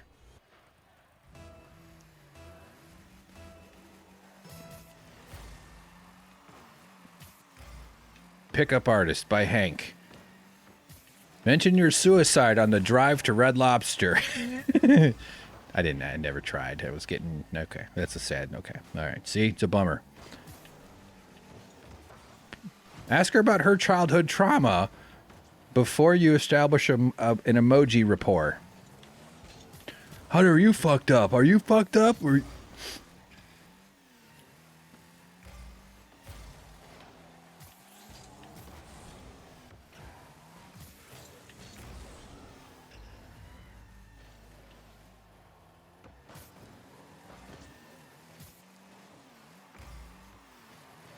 Yes, nice shots. So this guy seems good. I just basically need to try to defend him. Oh, dude. Valerian's answering, or speaking about those Cheddar Bay biscuits. Yeah, those Red Lobster biscuits. Ooh. Put them in your purse, baby. We're gonna get fucked up on these later at the Radisson Inn. Yeah, they're so good. I haven't... Oh, that was a nice little pinch. I have not been in quite a while, and I've romanticized Red Lobster in my mind, and I frankly would go and destroy one with my mouth. I love seafood, and I love grease, and I love those biscuits, and I love Diet Coke, and I love above average quality napkins. Oh, you son of a bitch. Those biscuits are heaven on girth. That is to say, the girth of my expanding belly. Yeah, they're so... But you can cook them yourself.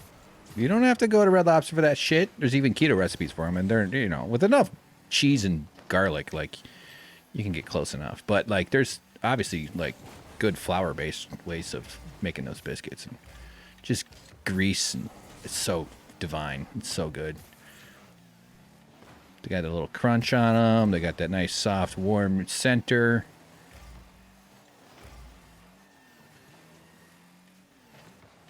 Ooh, they had a little miscommunication. This is our last one, by the way. I know I think I've already said that.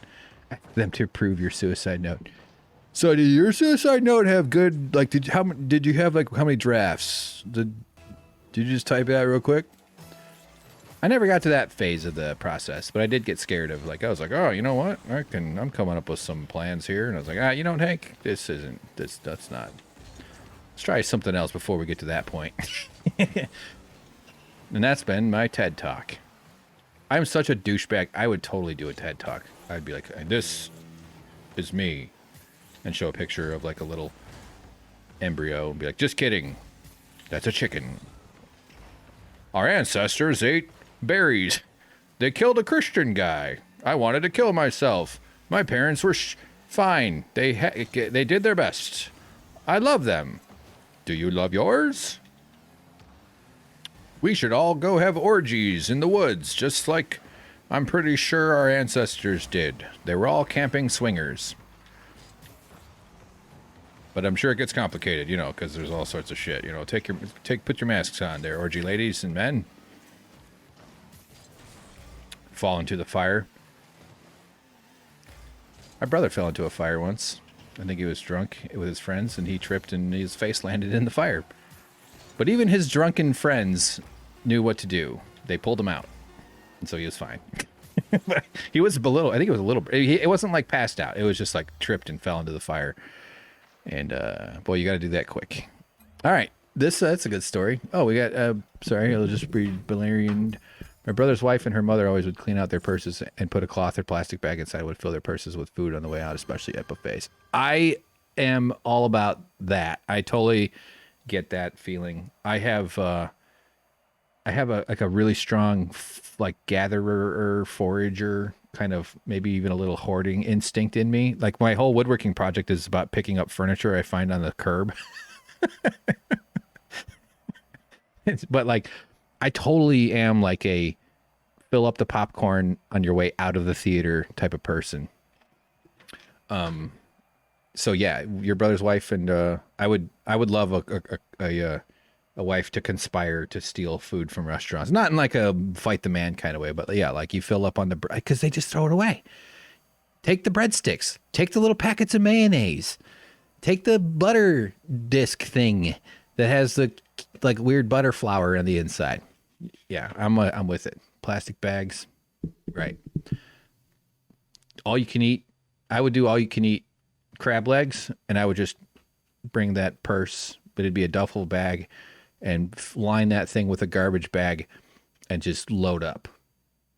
And then when they chase you out the store, and the cops come, now you have sharp crab legs to stab them with. See, it's a brilliant plan. There's really no way that could go wrong. All right, guys, this has been wonderful. Butternickles, you're a peach. Valerian Dondarian, you're a cluster of berries. James, you're a whole fig tree. Hank, you're a fucking wackadoo. But hey, good job on the turkey. Y'all did great helping me with it. We're not done. We still have a little work. I know that we have the most few things to go. It's okay though. But it's actually coming out better than I expected. His face is saying, "Oh, I think there's something wrong with my butt. I'm pretty sure there's something wrong with my butt. I'm pretty sure I'm a turkey, so I don't. I'm pretty flexible, but I don't have a mini. I'm not. I can't even quite grasp the concept of mirrors, or even putting one on the ground so I can investigate my posterior. But I'm pretty sure there's something wrong with my butt. I'm pretty sure. Oh, fuck. Oh, crap. I lost it. Motherfucking. Pretty sure there's something wrong with my butt.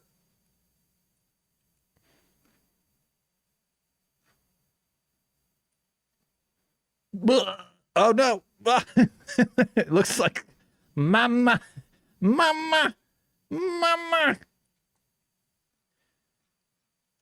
Zoom out. God damn. Oh. I'm free. Freedom. Okay. You guys are watching this on purpose. Yeah, very gross. I can't not see a mummified hand when I see the turkey. Yeah, it does. It looks like a glove that someone went to town on. Yeah. All right. Okay, good. It's gone to its family. All right. Well, let's move it back to where it belongs. Okay, cool. Well, we did it. We all did it. We did it together. I'm saying goodbye. We're going to switch over to full screen shrimp.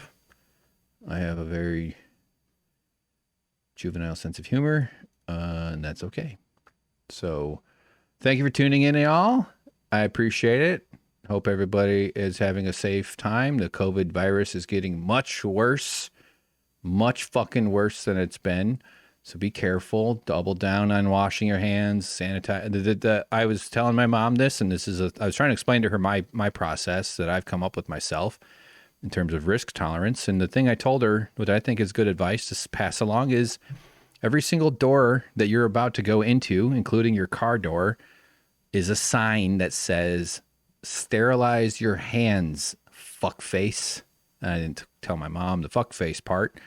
I might have said dipshit or something. But every single door, you should imagine, says, "Pause, clean your hands. Pause, clean your hands." Because those are every barrier you go through, and a door is a portal.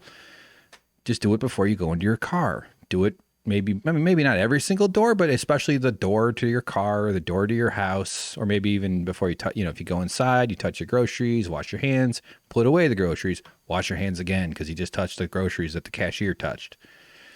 If you're lucky enough to not have to interact with a ton of stuff. Anyway. All right. Wow. Okay. I could go on and on and on. Take care, everybody. See you soon. I'm going to put on a little music for about a half hour-ish. And we have putting another one in the books. This has been a wonderful time. And I look forward to seeing you again. I'm going to be doing a bit more stuff this week if I can get my way away from. That's why James says he opens doors with his mouth. You see that big brains. You must be a big brain gaming person. Okay, guys. Love everybody. Be safe. Take care. You all remember you have worth. You have value. Stop letting your boss steal it. Talk to you again. Bye-bye.